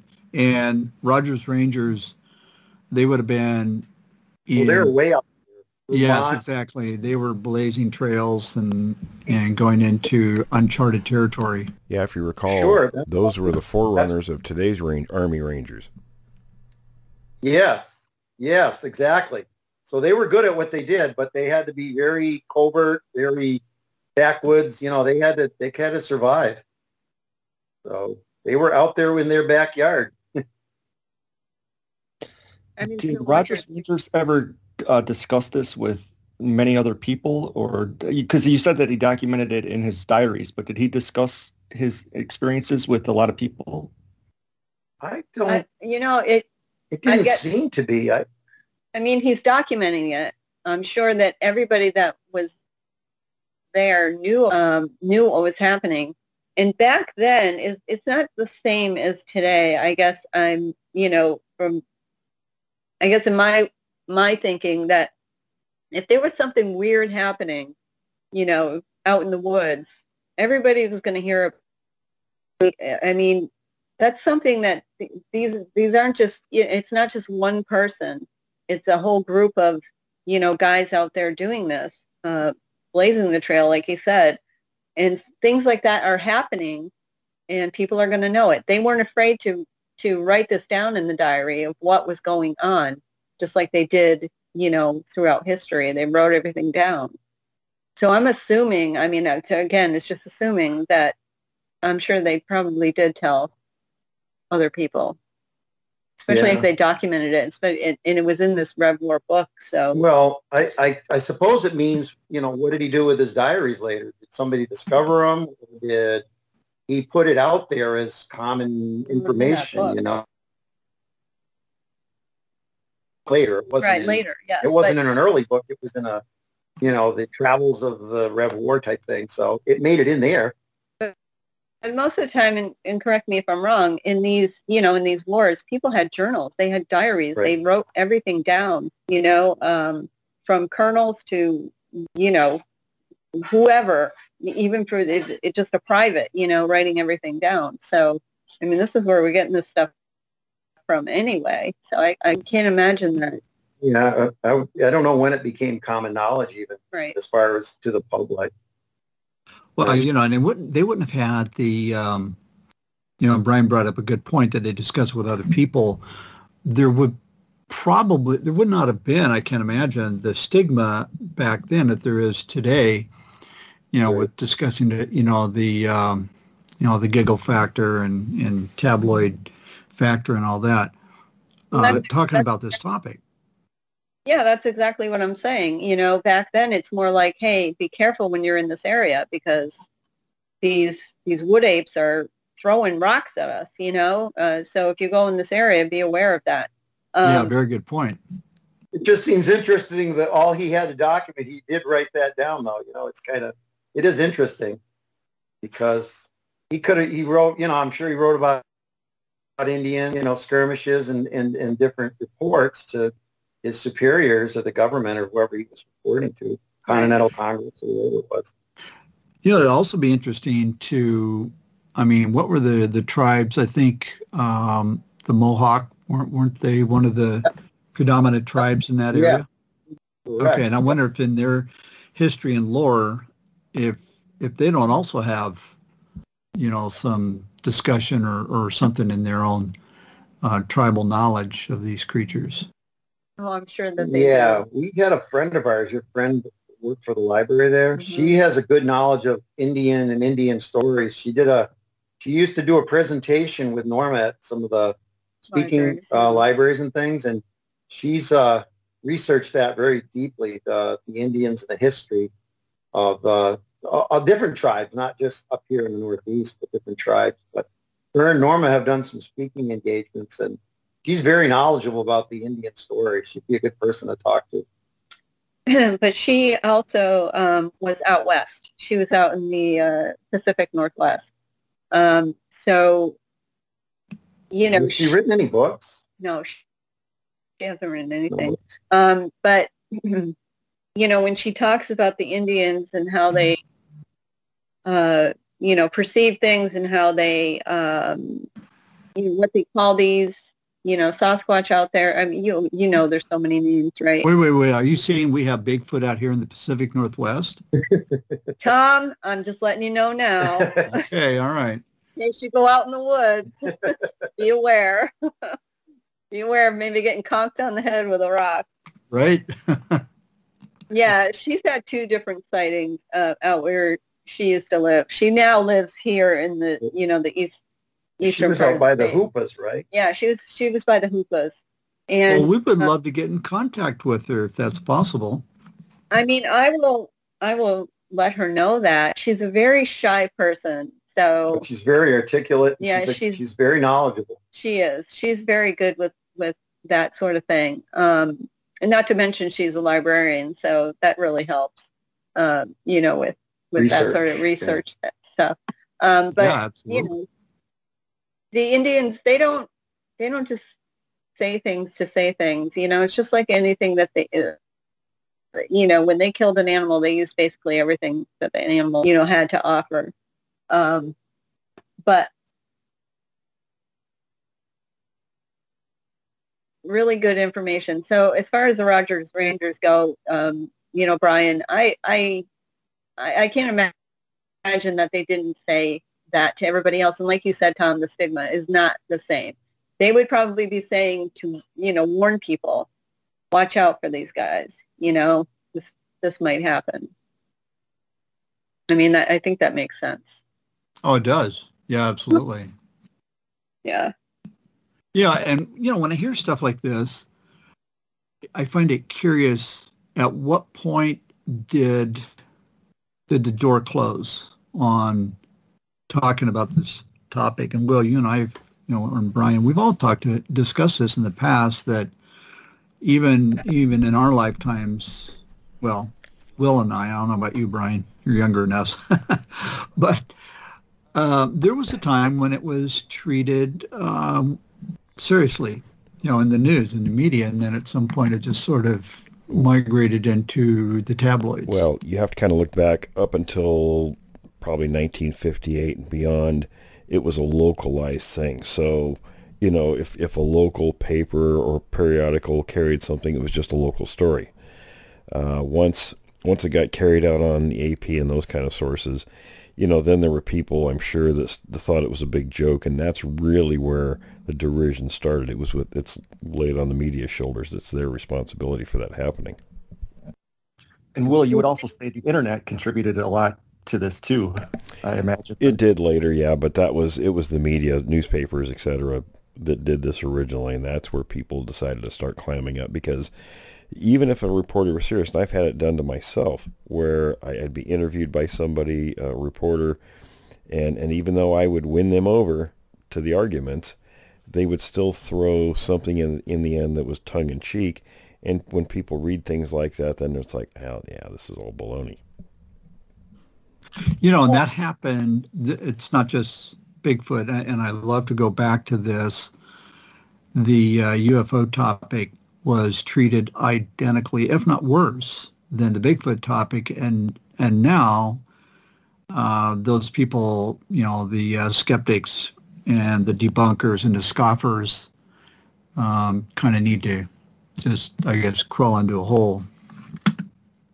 I think if you think about the Patterson-Gimlin, film, I mean, he got a lot of guff from that. It wasn't, I guess. Yeah, Bob Gimlin really, Will, you can speak to this. He did catch some heat on this for a long time. I think he wanted to just kind of go away. Again, you have to go back and remember, up until the time that Patterson got the film, the effort wasn't into making the general public believe it was real. What they wanted to do was to get the scientific community to pay attention, because they had determined there was enough information, enough factual stuff they were finding to support scientists taking a look at this. After the film was made or taken, that didn't happen for whatever reason, and they didn't really receive a lot of guff from it at first. That sort of developed over time, and again, I think it was more the media causing that to happen than people's initial reactions to it. Yeah, Yeah, but he did. He did take some heat from he and Bob. Both. Wait, are we saying that the media took real news and treated it like fake news? Kind of that opposite of what they're doing today? That wouldn't happen, right? No. What are we talking about? Well, that's not happening at all. Instead of just reporting what is, they had to throw in their personal opinions.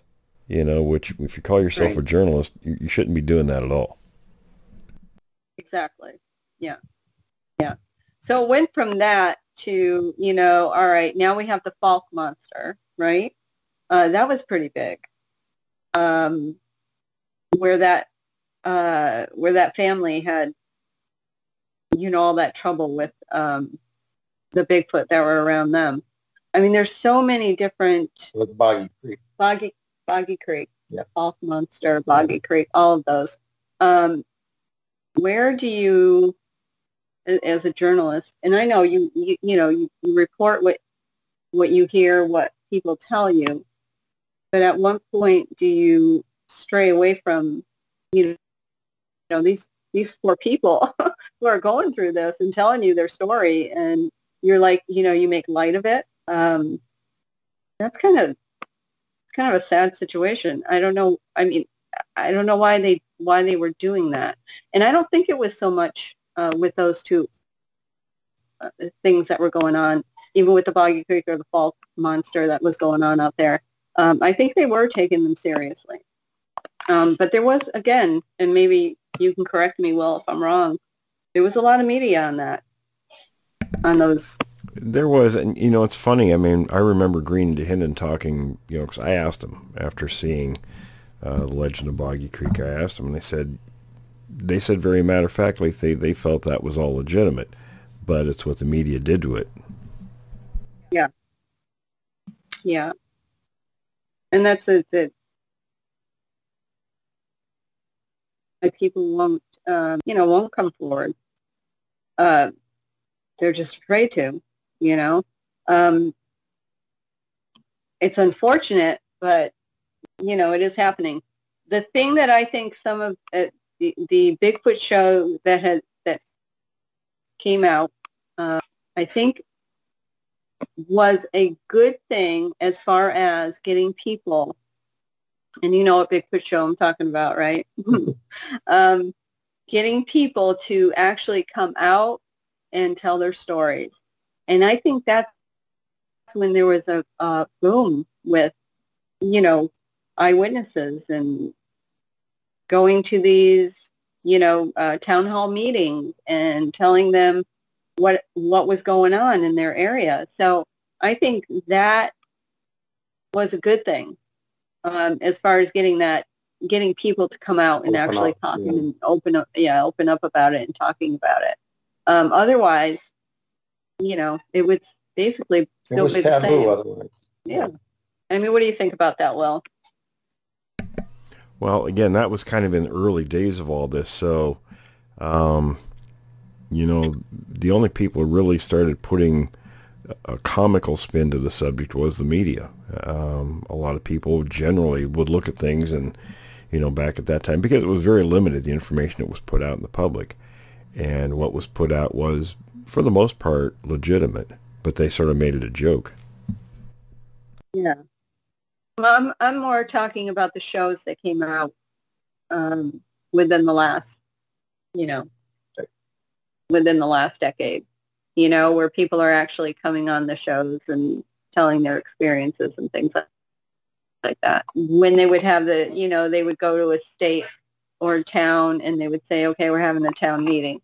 All these people would come out. So that was helping people to actually come out and tell their stories, whereas before they wouldn't do that. You know what I'm saying? They were too afraid. They didn't want to be laughed at. I mean, come on. Bob and I, we still get laughed at. And that's okay.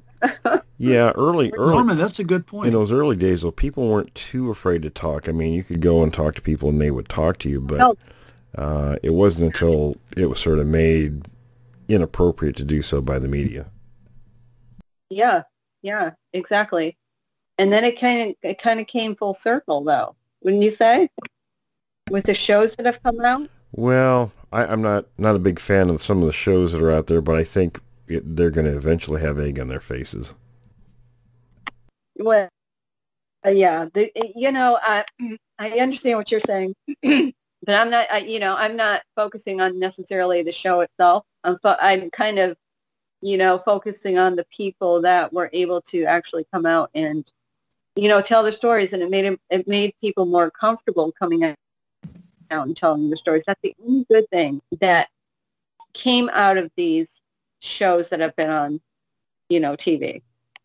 Probably the only good thing, where people feel more comfortable talking about it now, because a lot of people know about the subject, and even though they're still skeptics, yeah, definitely still, skeptics, and people are still going to laugh at you, and people are still going to be like, yeah, right, what are you, what are you thinking? But I think that's the only good thing that came out of those shows. Norm, you mentioned Legend of Boggy Creek. We've actually had Pam on our show, and probably going to have her again pretty soon back on our show. Her father was the one who directed The Legend of Boggy Creek, and she recently re-released it in 4K, and she's shown it at various places in the last 6 months or so, and she has mentioned that the response has been very, very positive. In other words, that the former stigma that we've talked about might not exist as much as it perhaps used to, maybe 5, 6, 7, maybe even 10 years ago, 15 years ago. I agree totally. I mean, I think that the stigma, you're still going to get that, you're still going to get the naysayers, the laughing at and all of that stuff. But a lot of people, like she said, are paying more attention to it. It's piquing their interest. They're wondering now, what is out there? Is there really something to this sort of thing? So, I mean, like I said, we've gotten total ends of the spectrum with the subject. I was just driving the other day with my sister, and we were stopped at a stop sign, and I have a Bigfoot sticker on the back of a couple of them actually on the back of my vehicle, and some guy is beeping behind me. I'm like, what is this guy doing? I'm at a stop sign, I can't go anywhere, and I'm looking in my rearview mirror to try to see what's going on. And he's got his thumb up in the windshield, in the front windshield. And he's like got his thumb up, and he's like all grins and everything. And I said, oh, I get it. He probably saw the Bigfoot stickers in the back of my van. So, we ended up going forward, and he came over to my right side. And same thing, I could see him now, we're face to face, and he's all grins and thumbs up and everything. He obviously was a Bigfoot, person who saw my stickers in the back. So people, and I was previous to that, I was at a gas station. I have this sticker in the back of my van that says research team, Bigfoot research team. And she was on the other side of the pumps, and I was pumping gas, and she goes, "Are you really involved in a research team?" And I said, "Yeah." That is so cool, so she saw my sticker. So these, like you said, people, the stigma isn't there as much. I'm not saying that it's totally gone, but she, they're not afraid to, oh, well, that's really cool, and she was talking to me about it a little bit, and just like the other guy. But, people are more apt to talk to you now than they were before. I mean, I wear, a Bigfoot t-shirt or something like that, and it always piques their interest, and they kind of, strike up a conversation. It's not so much, people aren't afraid to do that anymore, I've noticed. And, like I said, that's a good thing, because they're starting to, I guess, wonder, really, is there something to this, and are these, these must be real stories or something, but, or something like that. So it's pretty interesting. It's nice to see that happening. How common is it in your area? And now you moved out of Massachusetts. Are you still in the Northeast? Yes. Okay. Yeah, so we're in Connecticut now. I'm sorry, say again, please. We're in Connecticut now. Oh, okay. All right. Very close. Yeah. We're actually not that far, not that much further from our research area. Right. We're about like 15 minutes more. Yeah. As far as driving goes to our research area. So we're not that far. We actually, like I said, we went back there a couple weeks ago. So we're not that far from that area. And I know, I mean, I'm not familiar with a lot of this area.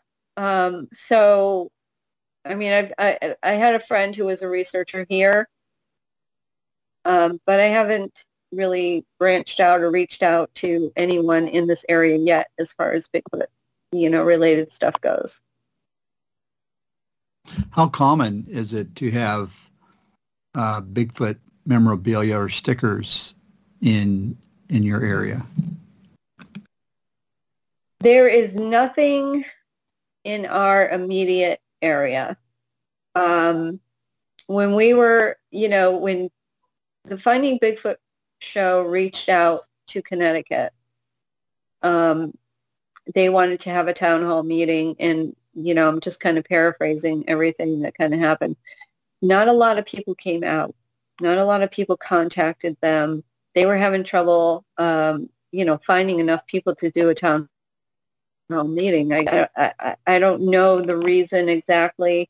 There weren't a lot of people that wanted to come out and talk about it. So it ended up being a private gathering. They were able to get a handful of people. They started reaching out to Bigfoot groups and say, hey, this is what we're doing. Do you know of a Bigfoot group in Connecticut, or do you know of any sightings in Connecticut that we can contact people about? And Bob and I were invited to this showing, or to this taping, and there were just a handful of us. We met at a restaurant. If you look it up, the Connecticut Finding Bigfoot show, you'll know exactly what I'm talking about. We went to I think it was a seafood restaurant. They had a private room for us, and there were just a handful of us around the table. There was I think there was Bobo and Cliff and Renee. I don't think Matt was there. Matt was off in the woods. And just a few of, the witnesses. So it ended up being that, not a town hall meeting like they normally did, but just that small, they just couldn't get enough people to want to go out and go forward, come forward with it. So they had this little small, meeting. And then after that, we took Cliff and his cameraman to our location and camped out there for the night. So it's funny.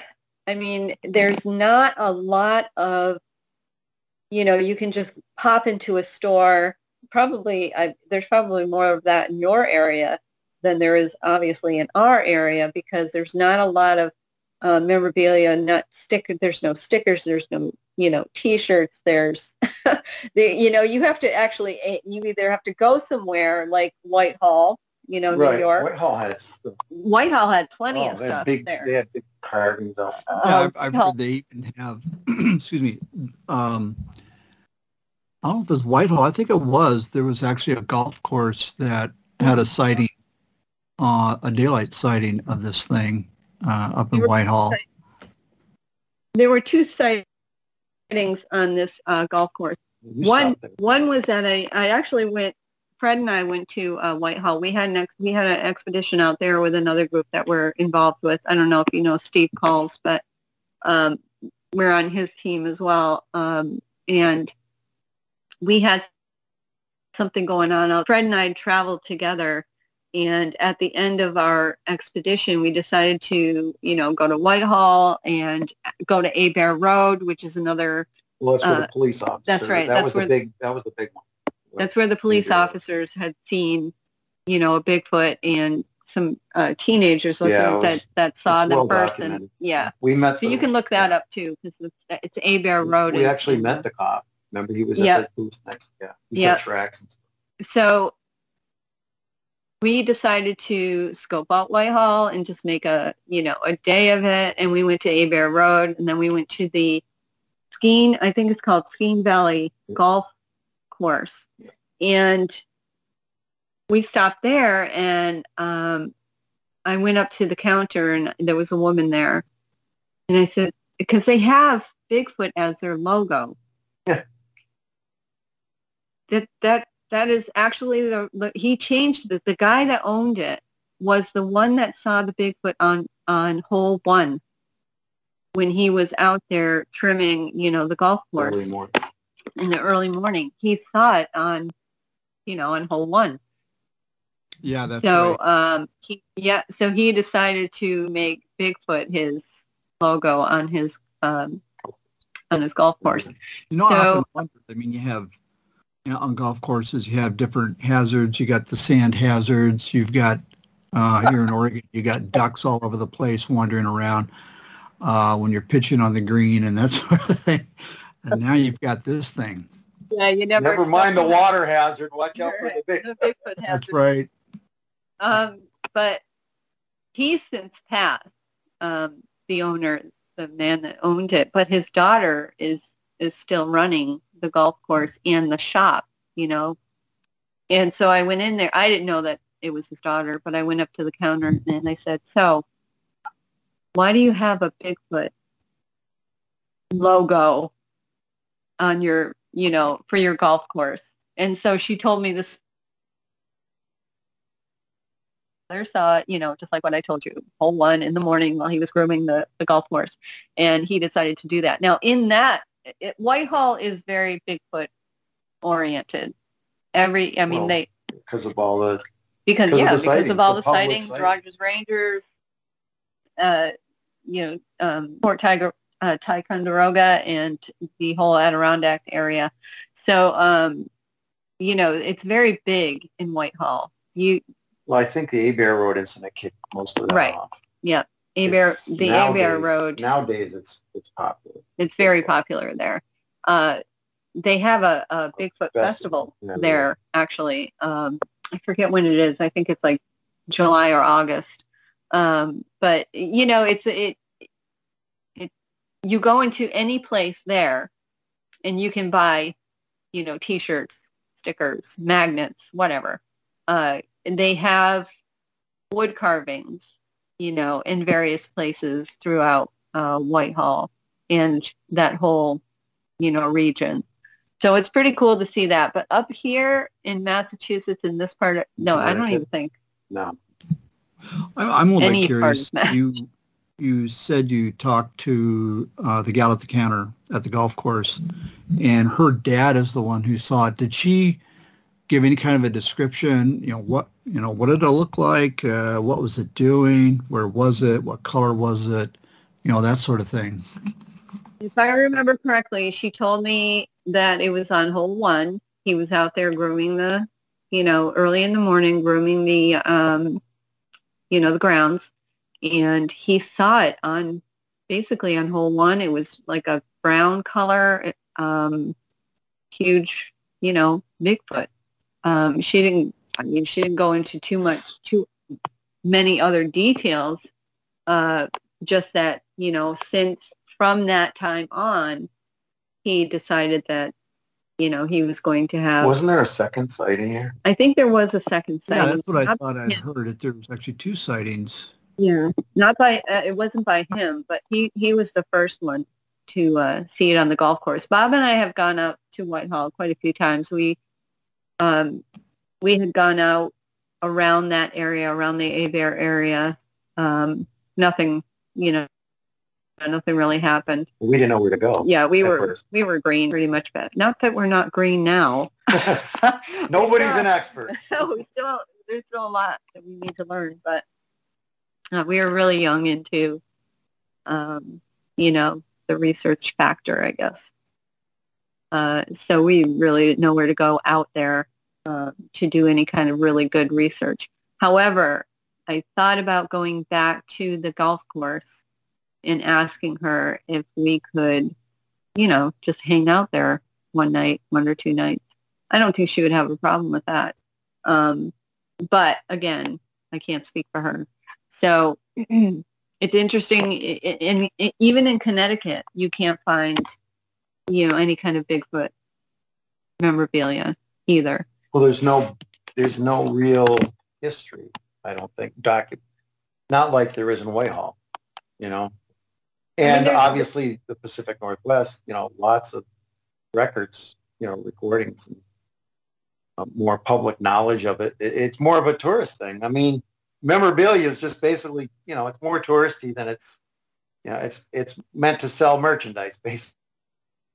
So it's like, I think there's a difference between going from, if you were to go into Willow Creek or Boggy Creek or, any of the towns like that. I mean, there's Bigfoot everything, right? There's Bigfoot restaurants. It's merchandise. Yeah.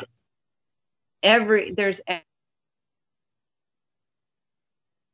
east, and there's not a whole heck of a lot regarding Bigfoot.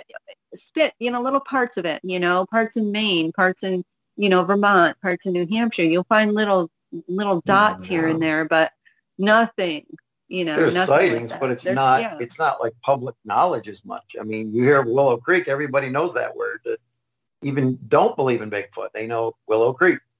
And the people that go to these areas, Fouke, Willow, there's going to be merchandise because they know people are drawn to those areas with that in mind, so it's probably it kind of makes me think it's more of a unique experience, and that's probably why that lady at the gas station asked you if you're a researcher, because she sees a sticker, and this is something out of the ordinary. Yeah. Oh yeah. That very well could be. Although that guy that was behind me, he didn't seem like, he's pretty excited. He seemed pretty excited. So I'm wondering, maybe he's a researcher. I don't know. Where he's at in the whole Bigfoot thing. But it's kind of cool. It's kind of cool to have, people come up to you like that. Now, like any thing that I have, I've gotten some things from people as gifts, we had our address sign was given to us by a friend, and it had a Bigfoot head forest, and it was wrought iron, and it had a Bigfoot forest, and it had our address on it. Those are all things that we have to order. We have to order these things, to get any kind of Bigfoot stuff, or go to, the hot spots like Whitehall. So it's not readily available here. Let me ask you guys this. Have you been contacted by others in the Northeast, say Vermont, New York, Massachusetts, Connecticut, any of these, or any of the other areas, even on the East Coast, with people reporting to you their encounters? Yeah, we've had with the groups that we've been involved with, sometimes they will reach out to these groups and say, hey, this is happening. And then other members of the group will contact some of the ones that are in the area. For instance, I had a guy that we knew in Moosup, Connecticut, and he was on the same. Well, he's the one that turned us on to that Castor site. Yes, so he was and also the golf course. Yeah, he was kind of like, he would pay attention to people who were reaching out for advice, or reaching out saying, I had a encounter. One of the encounters was the one on Mount Tom that I talked to you before about, the pastor and his son. He called me and said, hey, I have this minister and his son who had a sighting at Mount Tom, which is about half an hour, maybe 40 minutes from us. Do you want to look into it? And I'm like, duh. Of course. Give me the information, and I'm right out there. So it's not a lot. I mean, there has been, but right, I'd say it's not that often. It's not a Do you lot. remain in contact with any of the witnesses? You know, we at one point we were going to try to get that pastor on the show. Right. I was just wondering if you stay in contact with him. I do. Yep, I do stay in contact with him. His son was only 7 at the time when the sighting happened, and I think he's like, is he like 13? Yeah. 13 or 14 now. Have been kept in contact with him all that time. There was another incident that he called me about, another sighting at a golf course. In Connecticut. In Connecticut. And I had some friends in Connecticut who lived there. And, you know, it was weird with this group. We ended up leaving this group because, you know, they weren't really doing a whole lot as far as looking into research, stuff like that. But I was in Texas at the time. My daughter lived in Texas at the time, and I was in Texas, and I was on our page, you know, our group page, and my friend, who, like I said, was from Moose Up, Connecticut, he's like, all right, guys, I have a firsthand, you know, a sighting here from Connecticut. It just happened yesterday on this golf course. Does anybody want to, you know, go look into this? No one was doing anything. There were people who were in Connecticut. There were some of our members who were in Connecticut. And no one was reaching out, or no one was saying anything to him. And I was watching this for the entire day and into the next day, and no one was, and you could hear the frustration in his voice because he would post another, you know, message saying, hey, this is what's happening. It's fresh. It's new. Does anybody want to go out there and check it out? And no one, I was like, are you serious? Why isn't anybody jumping on this, you know? So finally I reached out to him in a private message, and I said, look, I'm in Texas right now, and I'm going to be leaving in a day or two, and as soon as I get back, I'll look into it. Bob and I will look into it. Give us the information. I'll call the golf course. I'll call the, you know, if you have that information, and I'll get right on it. And sure, you know, I came home on a Friday, Saturday morning, I was making phone calls. We didn't have the witness name. We had the golf course, you know, who was it? It was his brother-in-law who worked at the golf course, and it was a groundskeeper, once again, who had the sighting at the golf course. And this guy was beside himself from what his brother-in-law was telling him. Yeah, they said if he didn't change his hours, he was going to quit. He went into the golf, to the golf pro, the head guy, and he said, this is what happened. This is what I saw. And what actually happened was when he was early in the morning is when they go out there and, you know, do all the greens.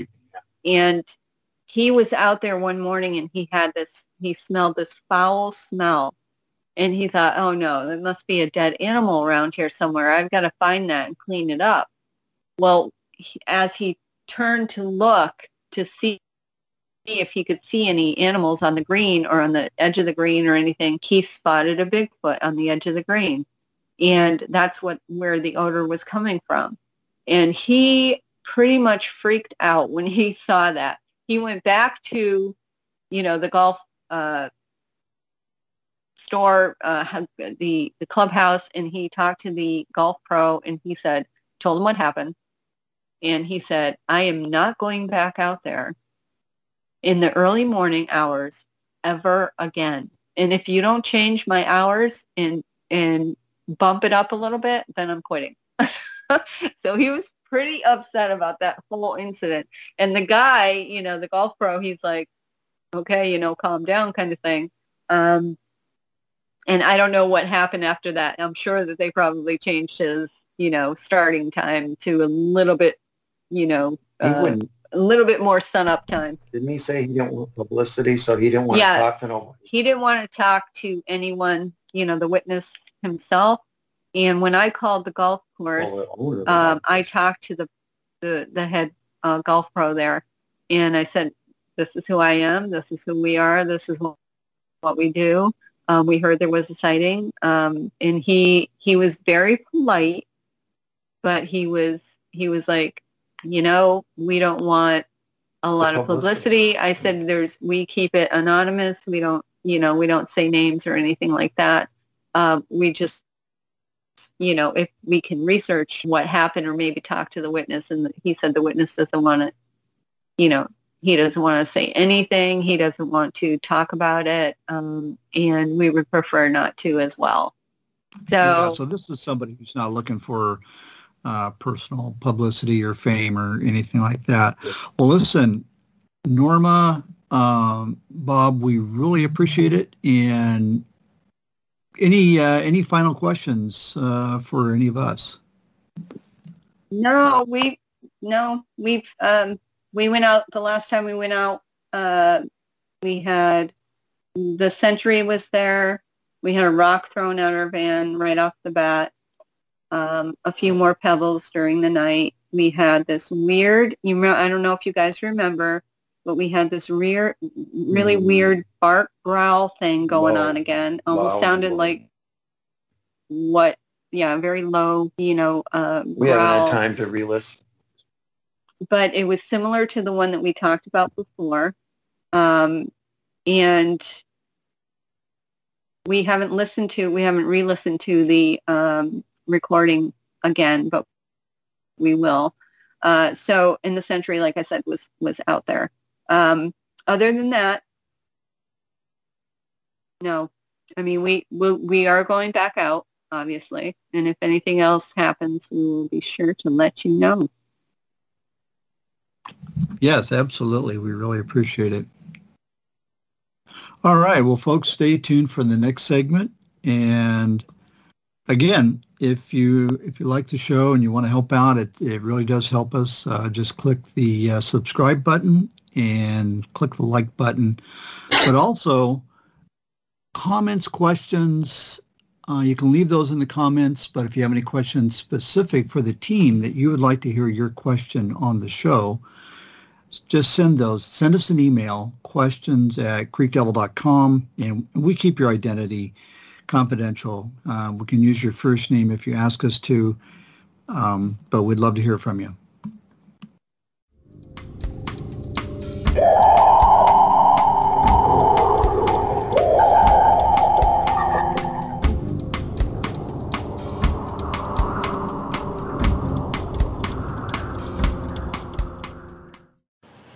Welcome. This reading is being brought to you by William Jevning.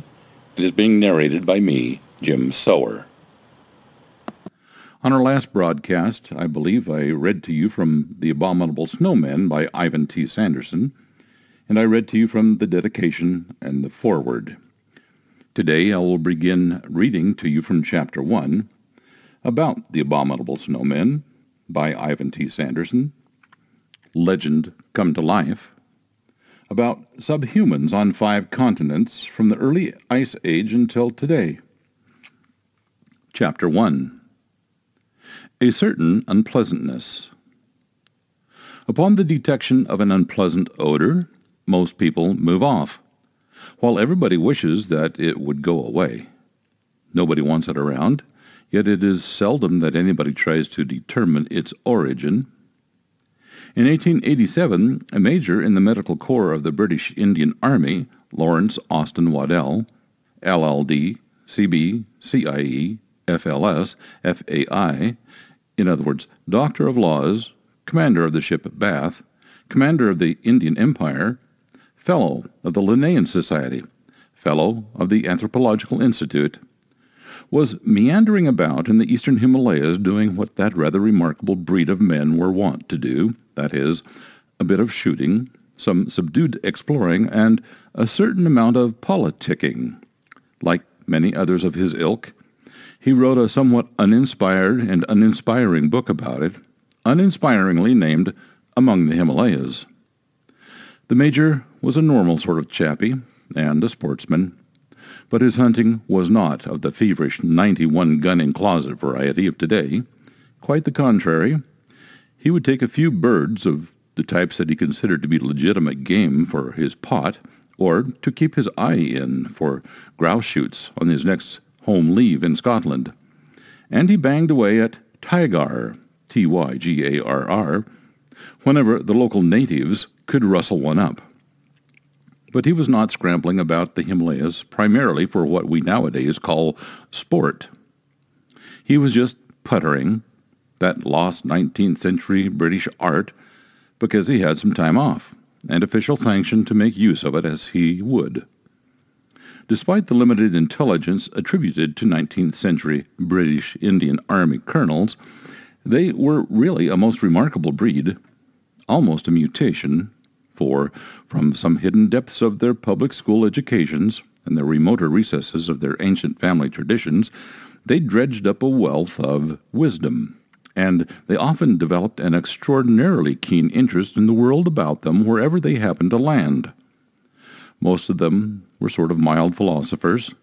Many turned out to be brilliant linguists and great scholars, and they were often both leaders of men and students of animal life. They have been grossly maligned by almost everybody, laughed at as super blimps, and neglected as historians. But if you will just read their maunderings carefully, you will garner therefrom a trove of both literary and factual gems. Take this Major Waddell, for instance.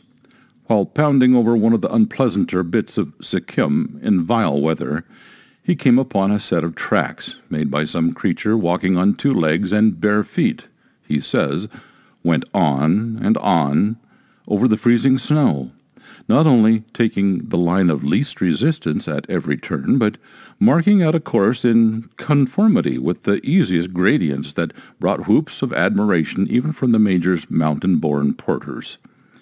He remarks almost casually upon this remarkable achievement and wonders vaguely not what manner of man, but what sort of creature could have made them, and why it should have decided to cross this awful pass in the first place.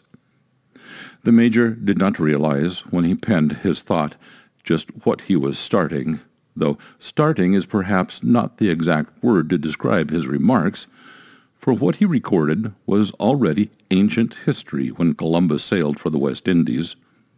It just so happens that, as far as popular recognition is concerned, his was one of the earliest mentions to appear in print in the English language, in what may be called modern times, of what has latterly become known as the abominable snowman.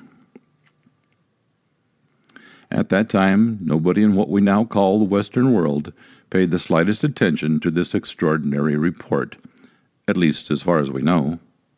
It just went into the record as a statement, for one could hardly, in that day and age, call any pronouncement on the part of anybody with such notable honors a lie, or even a traveler's tale. It was therefore assumed that some religious chap must have preceded the gallant Major over that particular route, and somehow managed not to die of frostbite, sunblindness, or starvation, and it was remarked that he had done a dashed good job of negotiating the pass. There the matter rested. Major Waddell's book was one of the many written about the end of the last century, when the Western world was complacently sure that it knew more or less everything about all countries, with the possible exceptions of Tibet and the holy city of Mecca, which it was then considered were rather unsporting in that they did not welcome civilized Englishmen. All sorts of sporting gentry went wandering about the fringes of the empire with rod and gun, and later wrote about their experiences. Their effusions were read by both the previous and the upcoming generations of colonial pioneers, but by few others. What they said was not taken too seriously by the general non-empire-building public. However, many of these gentry also submitted official reports on certain less publicized aspects of their activities to their superiors, and these were taken very seriously.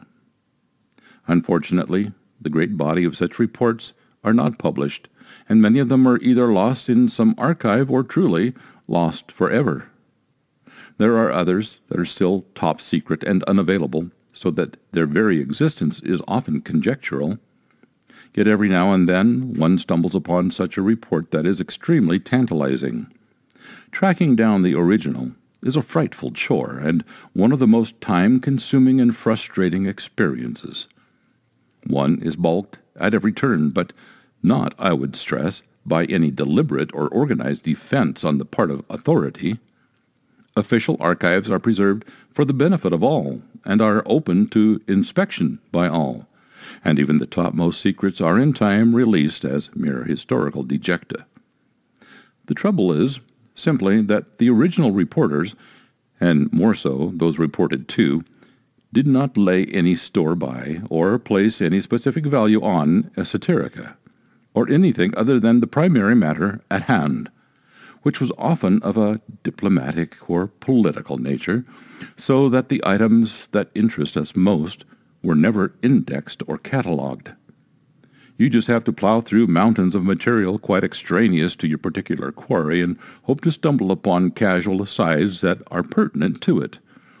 But one does occasionally so stumble. Now, I should state, without further ado, and quite frankly, that I am prejudiced in favor of official as opposed to any other form of reports, and for the following reasons. In this country, we do not, let's face it, have much respect for the law or its potential unless we have recourse to it or it requires our submission. Until we have been on a witness stand, almost all of us believe that perjury, which is simply a legal term for lying in the law's presence, should be the easiest thing in the world, but even those of us who say that laws are made only to be broken soon found that they are not. Few think twice about telling a fish story in the corner bar, but there are very few, even congenital idiots, who won't think before telling it in a court of law. When, therefore, somebody voluntarily makes an official statement, when there is no profit motive involved, I have always felt it reasonable to assume that it is quite likely true.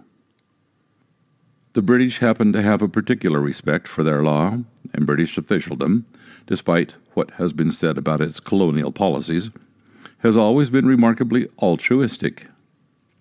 British consuls and other officials just did not report a lot of rubbish to their service headquarters.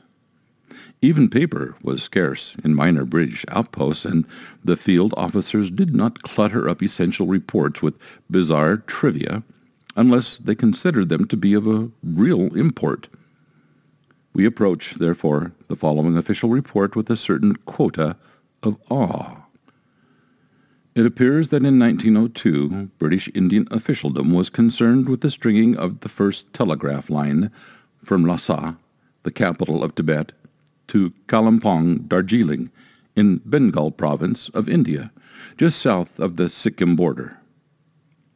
The job entailed, first, going into Tibet, and then stringing the cable out.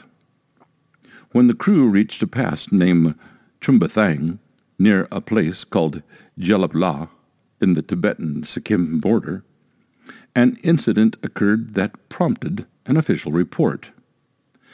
A dozen workers failed to return to camp one evening, and a military posse was sent next day to search for them at the scene of their operations. No trace of the missing men was found, but the soldiers, during their wide search for them, found a remarkable creature asleep under a rock ledge, or so the report goes. The soldiers were Indians, not Gurkhas or mountain folk, and this is of significance because had they been, they would doubtless have acted differently. The Indians had no qualms about shooting this creature to death immediately. It proved to be human rather than animal in form, though covered with thick, hairy fur. Up to this point, the report is official. Then it becomes unofficial, but for one minor aside to the effect that a full report, together with the beast, was shipped to the senior British political officer, then resident in Sikkim, who is correctly named as one Sir Charles Bell. The unofficial sequence I take from an extraordinary book only recently published by Mr. John Keel entitled Jadoo. This is the more startling in that it even mentions an incident apparently lost and certainly forgotten over half a century before, yet states that the information therein given was obtained first-hand. The author states that he met in 1957 in Darjeeling a retired Indian soldier named Bahadur Chetri, who claimed that he was among the party that killed this creature and that he personally examined it. He is also alleged to have said that it was about 10 feet tall, covered with hair but for a naked face, and that it had long yellow fangs. Further, Mr. Keel says that Bahadur Chetri told him that the carcass had been packed in ice and shipped to this same Sir Charles Bell, but that he did not hear anything further from it. Nor, apparently, did Mr. Keel, and nor have I, though I have spent a lot more time and energy than the item might seem to warrant in a fruitless endeavor to trace further reports, official or otherwise. This is the more aggravating since it is the earliest report that I have found on the actual, or even the alleged, capture of any form of what we shall call henceforth an ABSM, i.e. the abominable snowman, by what we must also, for lack of any established overall name, call the Western world in the Oriental region. Nonetheless, it is by no means the only such report, nor actually the earliest on record, for, as we shall presently see, it was preceded in 2, if not 3 other continents by just as definite statements, and in some cases official ones at that. And this brings up another point that I should endeavor to clear up forthwith. I should have preferred to start this story where all stories should begin, which is to say, at the beginning. However, despite a chronology that I have compiled over the years, such a procedure would be open to at least 2 serious defects. First, it is almost daily, and now with increasing tempo, being added to almost all along the line, which its origins are regressing even farther into the recorded past. Second, it would be extraordinarily dry and over-formal in the eyes of any but extreme specialists. I have felt, therefore, that the history of this whole ABSM business will be much better understood if it is unfolded upon the chronology of its discovery and progress, a sort of history of a history, that is, further, herein recorded deliberately from what we called above the Western point of view, in that it is a chronological record of how the matter was brought to the attention of the Western world. In this, it will soon be seen that a greater part of the discoveries made have come to light in reverse. For instance, it has only been within most recent years that the earliest accounts have come to light, and the further research workers probe into the whole matter, the farther back the origins of the whole ABSM affair recede, while the wider does their distribution become both in fact and in report. Thus, in treating of the history of this matter, we must bear in mind that what appear to us to be discoveries are more nearly revelations, because the majority of the world, which is, of course, non-Western, has, to some degree or another, known all about this business for centuries, while we have remained completely oblivious of and to it. For these reasons, I divide our chronology into 5 stages and call these as follows. 1. The ancient period prior to the 15th century expansion of Europe. 2. The Dark Ages, from 1500 to 1880. 3. That of the explorers, from about 1880 to 1920. That of the mountaineers, 1920 to 1950. And 5. That of the searchers, from 1950 to the present day. All of this, however, applies primarily and most essentially to the Himalayan area of the Oriental region where this business was primarily unfolded for us. The same periods, of course, exist in time elsewhere, such as North America, but they cannot be founded on the same criteria or named after the same classes of entrepreneurs. Behind this chronology, and everywhere, lies an immense period of what I call native knowledge. This trails off in the dim mists of the extreme past and into folklore and myth, an area which is only just now being taken into account as serious history rather than mere make-believe. Thus, in other parts of the world, our story has often jumped straight out of the native period into that of scientific study. While ABSMs were not only reported but also reported upon, and even officially in other parts of the world, via Canada, long before the travels of Major Waddell, and while specimens, as it now turns out, are alleged to have been captured or killed long before that, we of the West recognize that some of these happenings, or alleged happenings, only very recently happened.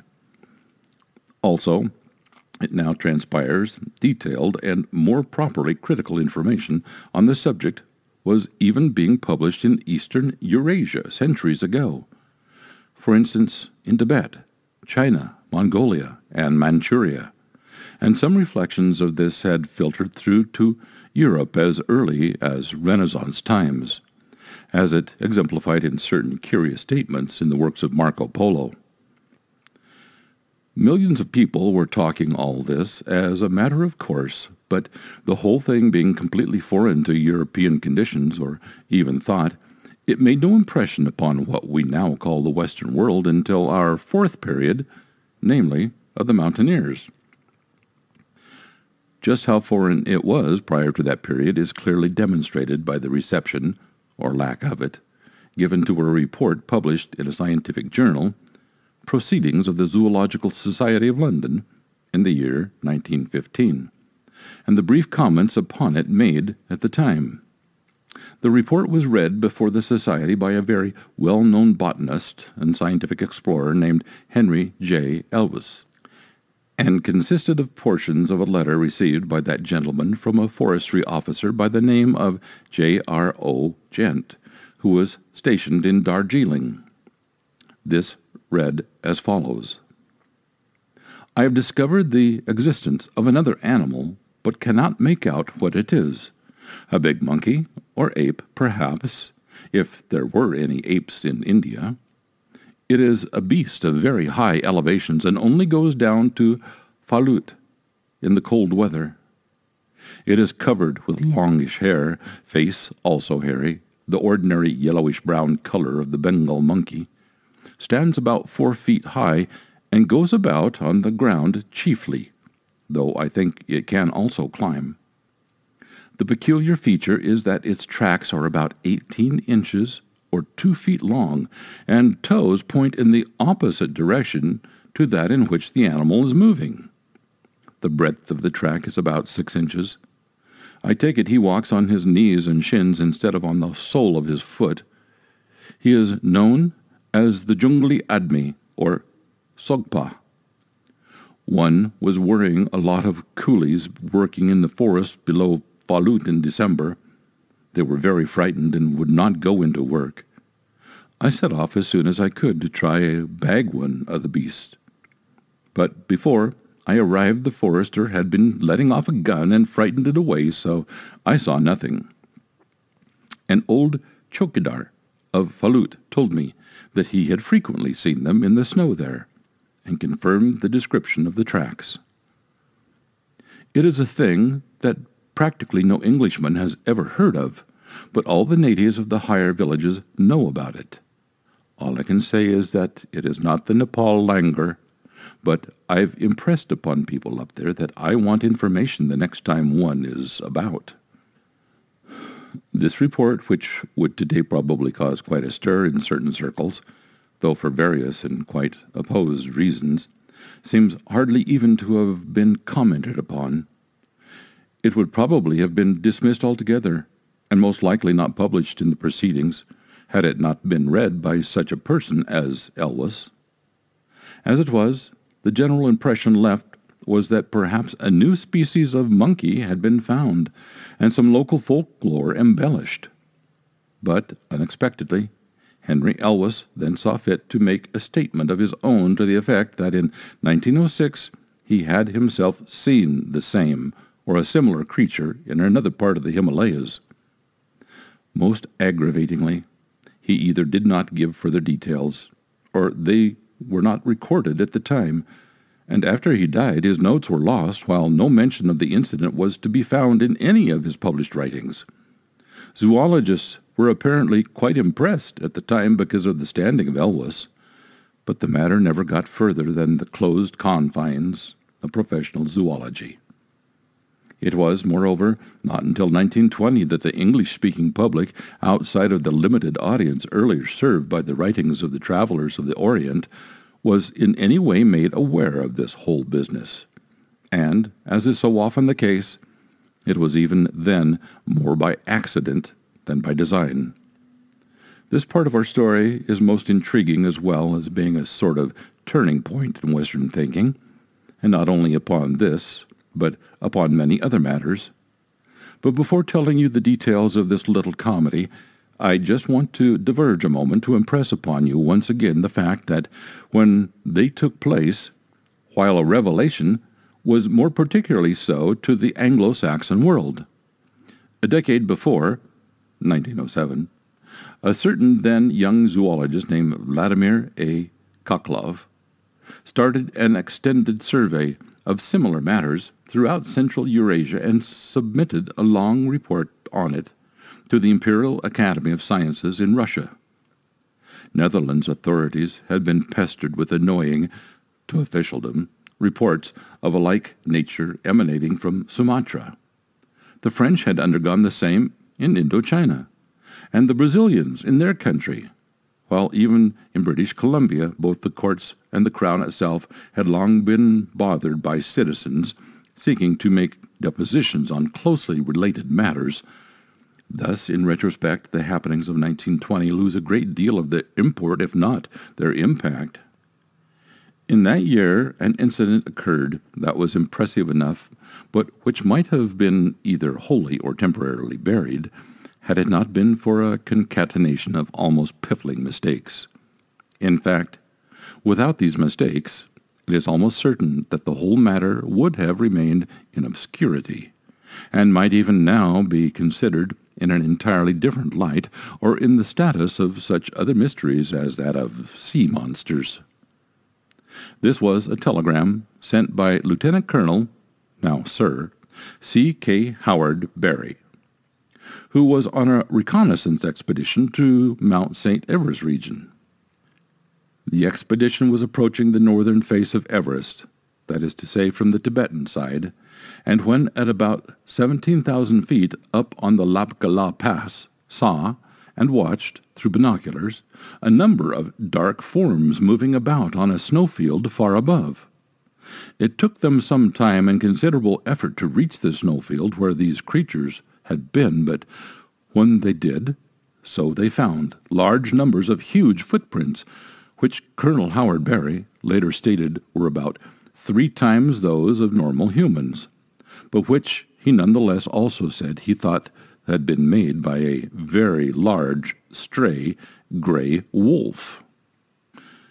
The extraordinarily illogical phrasing of this statement will be discussed later on, but it should be noted here that a large party of people had seen several creatures moving about, not just a wolf, and that it is hard to see how the colonel could determine its color from its tracks. However, despite these expressions, the Sherpa porters on the expedition disagreed with them most firmly and stated that the tracks were made by a creature of human form to which they gave the name Mito Kangmi.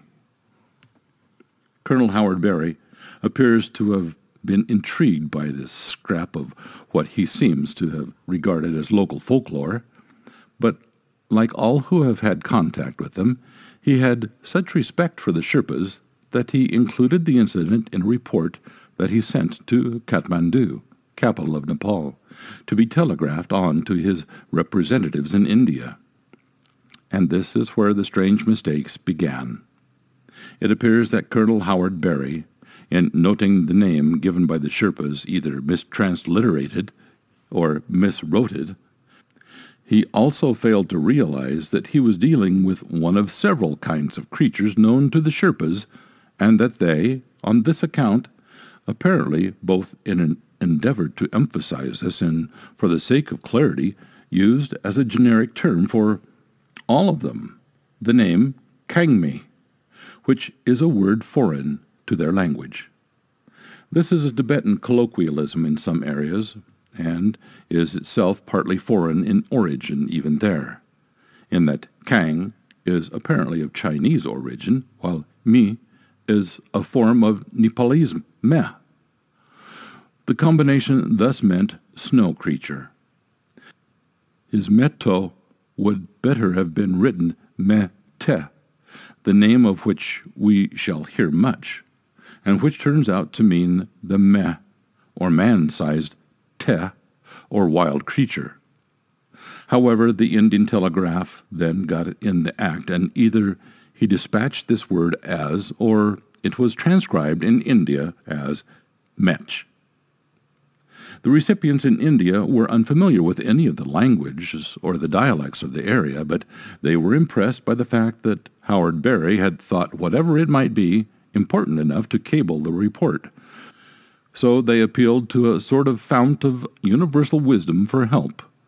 This was a remarkable gentleman named Mr. Henry Newman, who has for years written a most fascinating column in the Calcutta Statesman on almost every conceivable subject, and who has the most incredible fund of information at his fingertips. This gentleman, however, did not really know the local languages or dialects of the eastern Tibet or Nepal either, but this did not deter him from giving an immediate translation of this Mech Kangmi, which he stated categorically was Tibetan for an abominable snowman. The result was like the explosion of an atom bomb. Nobody, and notably the press, could possibly pass up any such delicious term. They seized upon it with the utmost avidity, and bestowed upon it enormous mileage, but almost without anything concrete to report. The British press gulped this up, and the public was delighted. Then there came a lull in the storm. During this time, it now transpires, a number of eager persons started a fairly systematic search for previous reports on these abominable creatures, and they came up with sufficient to convince their editors that the story was not just a flash-in-pan, but a full-fledged mystery that had actually been going on for years. Thus, the birth of the abominable snowmen, per se, may be precisely dated as of 1920. And once it was launched, it gathered momentum. As we shall see later when we come to examine the actual reports from the eastern Himalaya region, almost everybody who went there, and notably the mountaineers, reported either seeing snowmen, their tracks, or hearing them, finding cairns and other objects moved by them, or relating information second-hand that they had gleaned from the native population. The business reached a crescendo in 1939, with the publication of several quite long accounts in books by well-known and much respected explorers such as Ronald Kaulbach. Then came World War II, and the matter faded into limbo. But it did not by any means stop. No sooner was the war over than the onslaught on Mount Everest was resumed, and along with this came a new approach to the ABSM affair. Everybody appears to have felt it incumbent to at least mention the matter, even if he could not contribute anything new or material to the story. Yet there were very few who did not have something concrete to offer, and indeed I am unable to name one who didn't. What is more, prior to World War II, this was an almost exclusively British affair, though there was a book on the first American Karakoram expedition, entitled 5 Miles High, that was most pertinent. It has now become international as a result not only of expeditions going to the area from many nations and of multinational composition, but also because of reports that came to light, but which were originally made during the war. Also, for the first time, reports by what may be called native foreigners began to appear. The whole subject of natives is a sorry one, and it is rather muddling to the Americans because, To them, it has several meanings, none of which is exactly synonymous with the term as developed and understood among the British. It was the declaration of independence by a number of Asiatic nations that brought confusion, in that while these peoples were manifestly native to their own countries, they suddenly became no longer natives in the precise British sense, so that what they said had to be accepted and assessed in an entirely new light.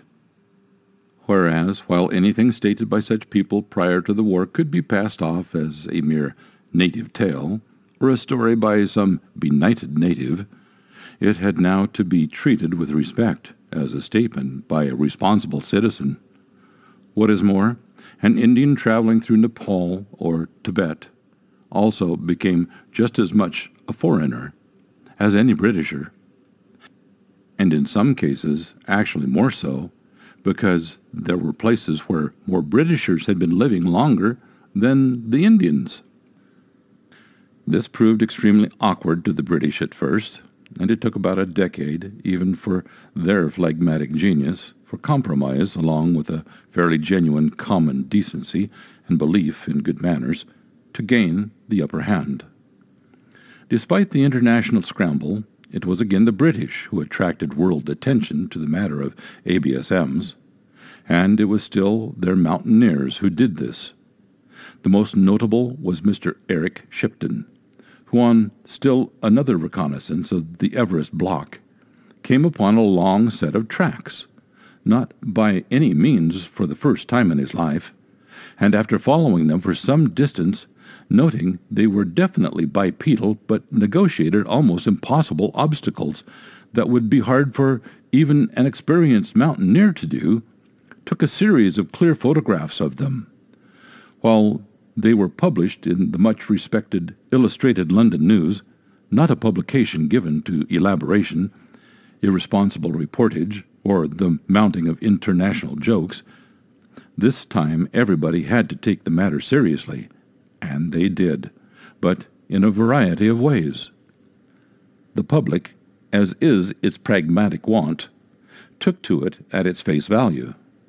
The press literally howled.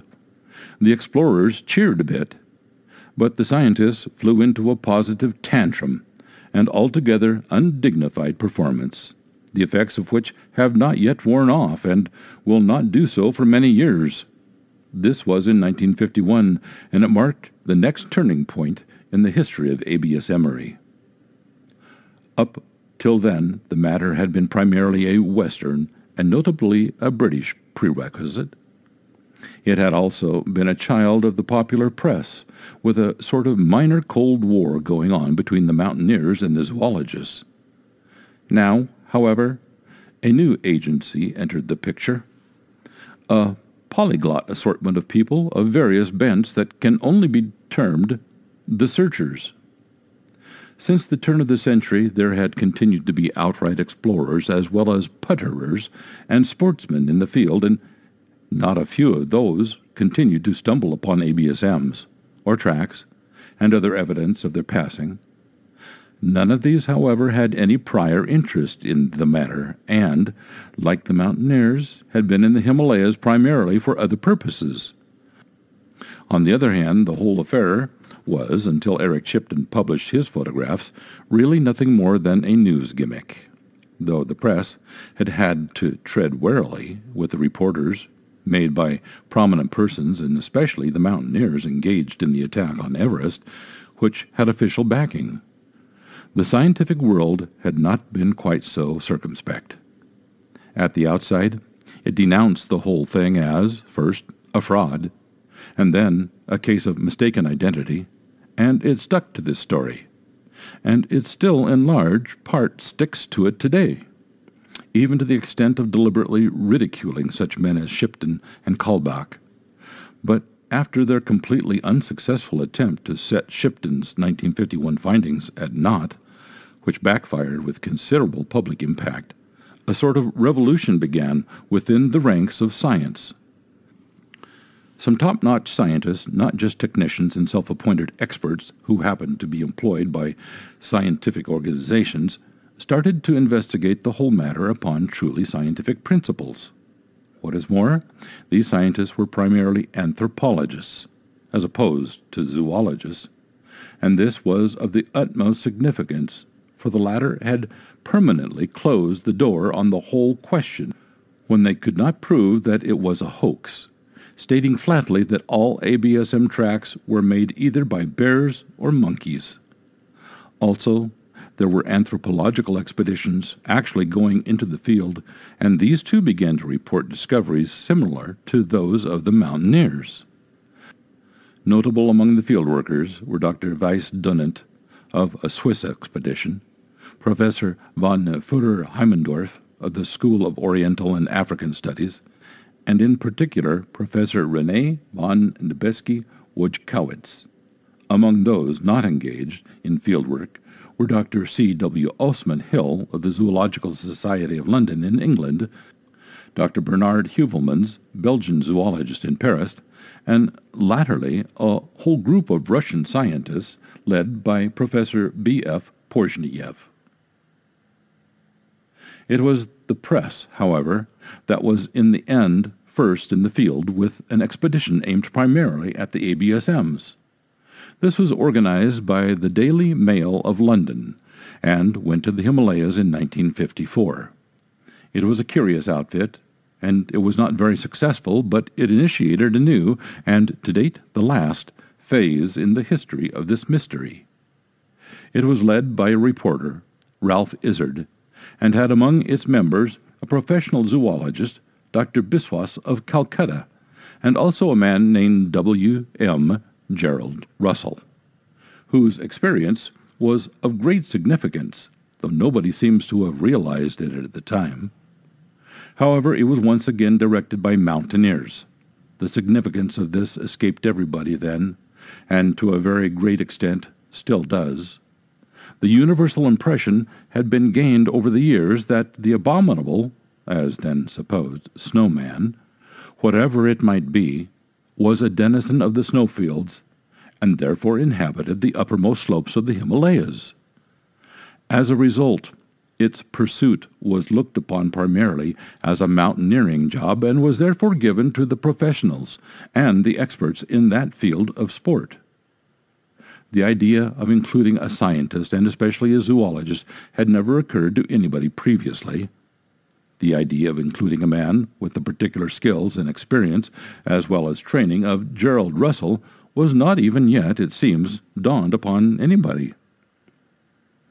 Russell alone, among the whole army of investigators, is really the only man qualified to tackle the problem, for he is a professional collector, which is something absolutely different from either hunters or sportsmen on the one hand, or research scientists on the other.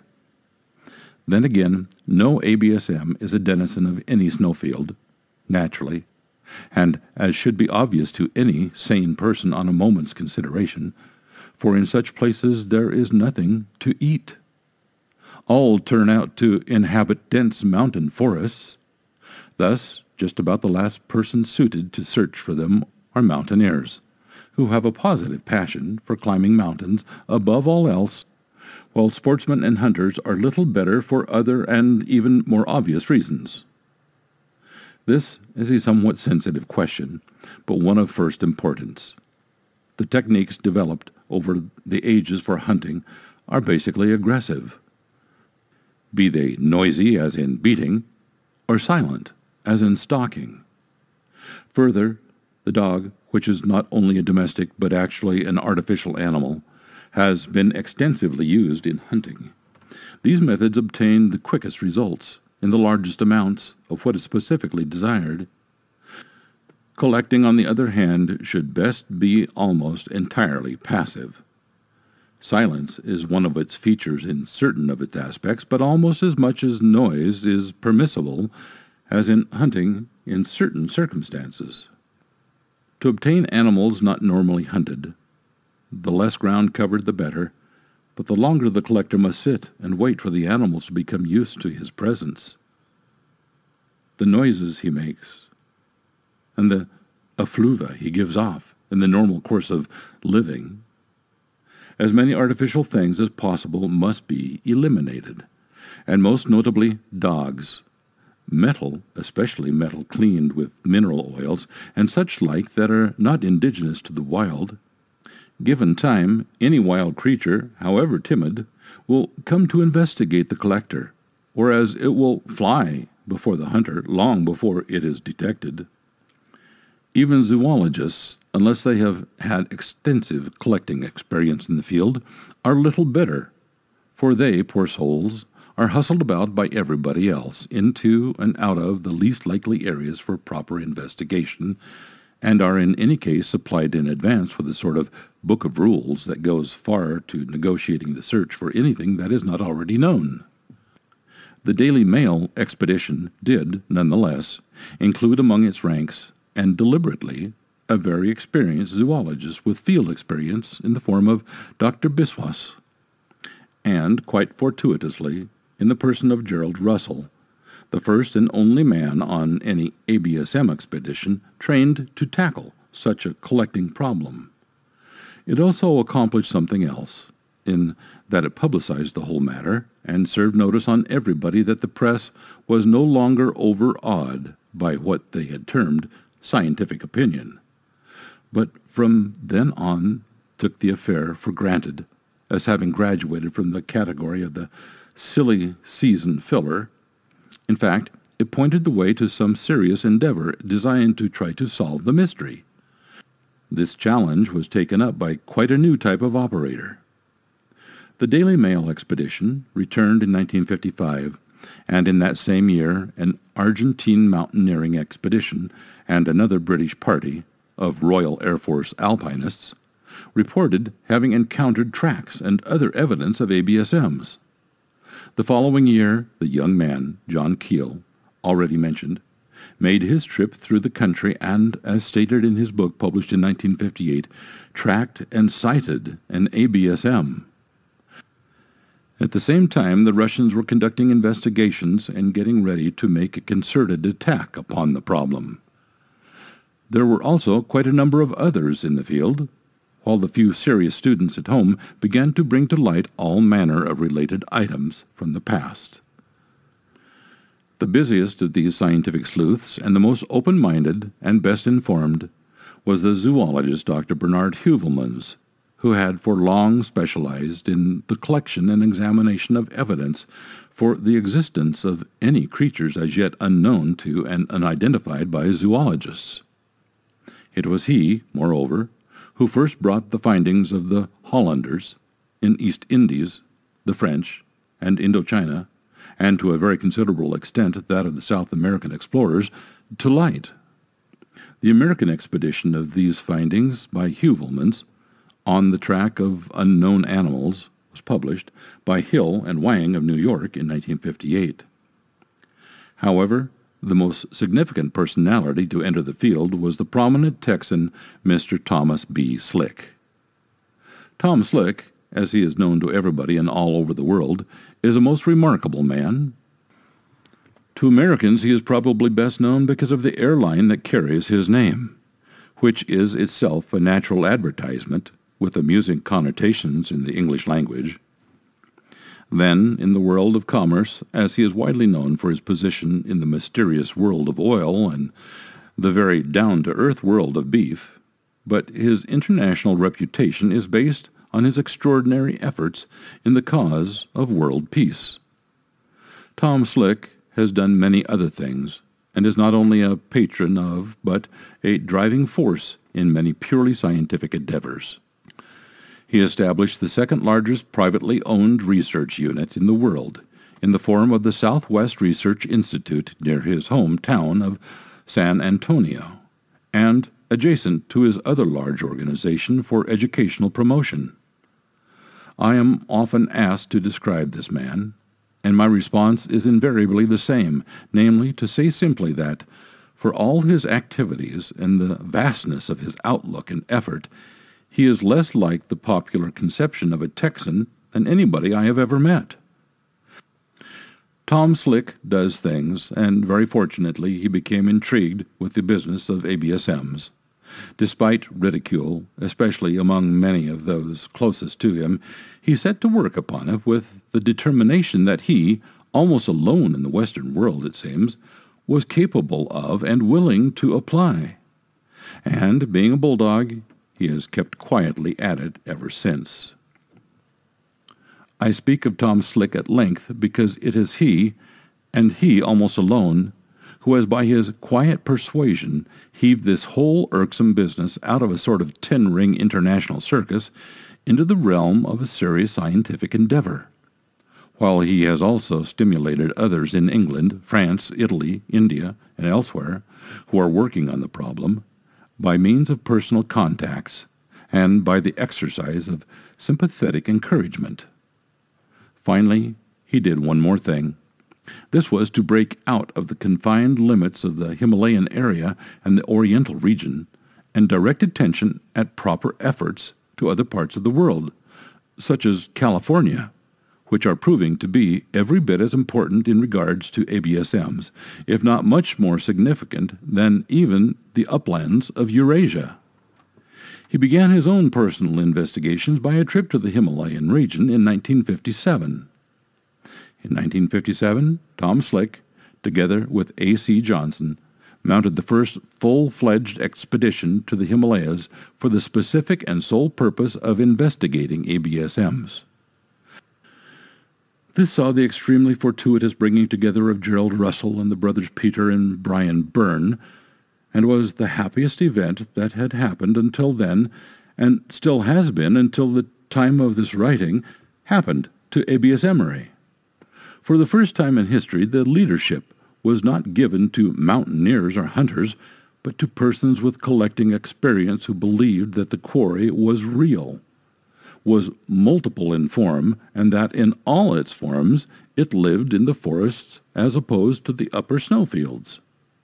As a result, this expedition came closer to obtaining concrete results than any other before or since, and produced more straight evidence of the existence of such creatures than all other expeditions put together. For details, wait until we get to Chapter 12. In the same year, however, the Soviet Academy of Sciences had established a special commission to coordinate the findings for several groups who had been working on the problem in countries within the Soviet sphere. These workers had brought to light the astonishing reports of Koklov made to the Academy in 1914, but which had been shelved. They had before them the current report of Dr. Pronin, a hydrologist of Leningrad University, who alleged he had seen an ABSM in the Pamirs, and that they had a wealth of material from the Mongolian People's Republic and a lot from China. And they had decided to mount proper scientific expeditions to investigate. These were 4 in number, and were put into the field in 1958, one to the Caucasus, where a creature named the Wind Man had been rumored for centuries, one to the north face of the Everest Block, one to the Mongolian region, and one to the Pamirs, which, for certain odd reasons, they considered to be the breeding ground of the ABSMs. Meantime, they started the publication of their overall findings in the form of booklets, and concurrently with this, a series of studies on fossil men, and particularly the Neanderthals. Also, a wealth of previously unpublished material, some historical and some current, appeared in certain Russian magazines, notably Technika Molodoyoizy. These Soviet activities shed an entirely new light on the whole business, and also put it on such an altogether higher plane that Western scientific circles were obliged to change their attitude toward the matter quite drastically. No longer could they simply avoid the issue by saying that it had been explained, or that its protagonists were merely a bunch of amateur enthusiasts pursuing a fantasy. At the same time, a certain nervous irritation was to be detected in their pronouncements, because the press just then began harping on the case of the coelacanth fish discovered off the southeast coast of South Africa. This had at first been called a hoax, but had finally had to be accepted as living proof of the fact that not everything about the life of the planet is known. Obviously, creatures confidently thought to have been decently extinct for tens of millions of years can still be around. Further, it was the Russians who first stressed, though perhaps more by inference, something that those scientists in the West who had taken the matter seriously had been harping on for some time. This was that the whole problem is an anthropological rather than a zoological matter.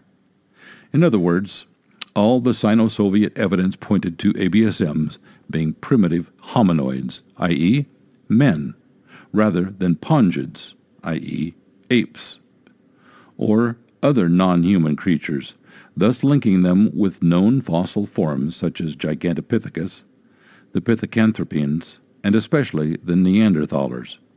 And in so doing, they also emphasize another point, that the whole now very serious but totally ignored fact that there is not just one creature called the abominable snowman, but a whole raft of creatures distributed almost all over the world, of very considerable variety, and of as many as 3 distinct types in the Tibetan Himalayan area alone. This suggestion was of course not merely obnoxious, but positively horrific to the orthodox scientists, who were still vehemently denying even the possibility of the existence of even one such entity. Then the final bombshell landed. At this point in my narrative, I must confess to a considerable embarrassment, since I must speak in the first person, and I do this with much diffidence. In 1958, I received a number of reports of an ABSM in California. At first, this sounded quite balmy, even to us, and we are used to the most outrageous things, and got itself filed among what we call Forteana, which is to say that those damnable and inaccessible items of the categories collected by the late Charles Fort. However, it so happened that I was privileged to spend the year 1959 touring the North American continent, gathering material for a book on its geology, structure, vegetational cover, and wildlife. Before leaving, I had a research specialist, Stanley I.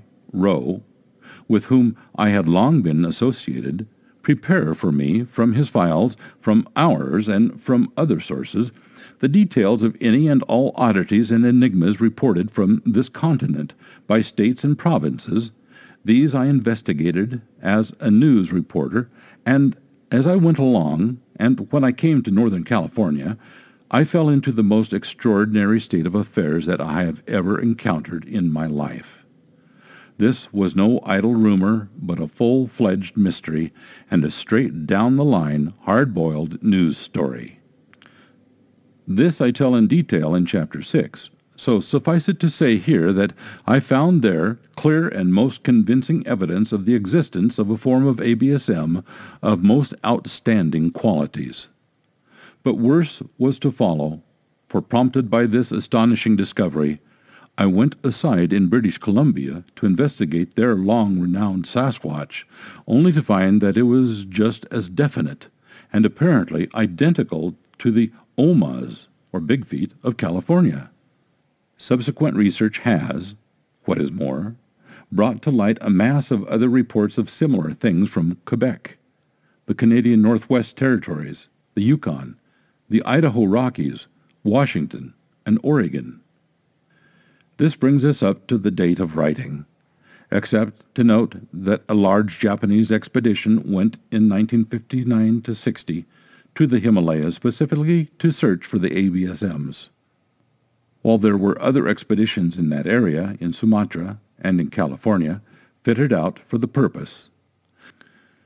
Finally, later this year, 1960, Sir Edmund Hillary, backed by American sponsors and with Marlin Perkins, director of the Lincoln Park Zoo of Chicago, accompanying him as zoological expert, conducted an expedition to the eastern Himalayas with this pursuit as his second major objective. That is the end of Chapter 1. Thank you for listening. Stay tuned next week for the beginning of Chapter 2. Thanks for listening to this episode of Creek Devil. If you or anyone you know has had an encounter with these creatures, please contact us at williamjevning@yahoo.com. That's William, Jevning @yahoo.com. All communication is confidential. Join us for another program next week. And until then, keep your eyes open out there.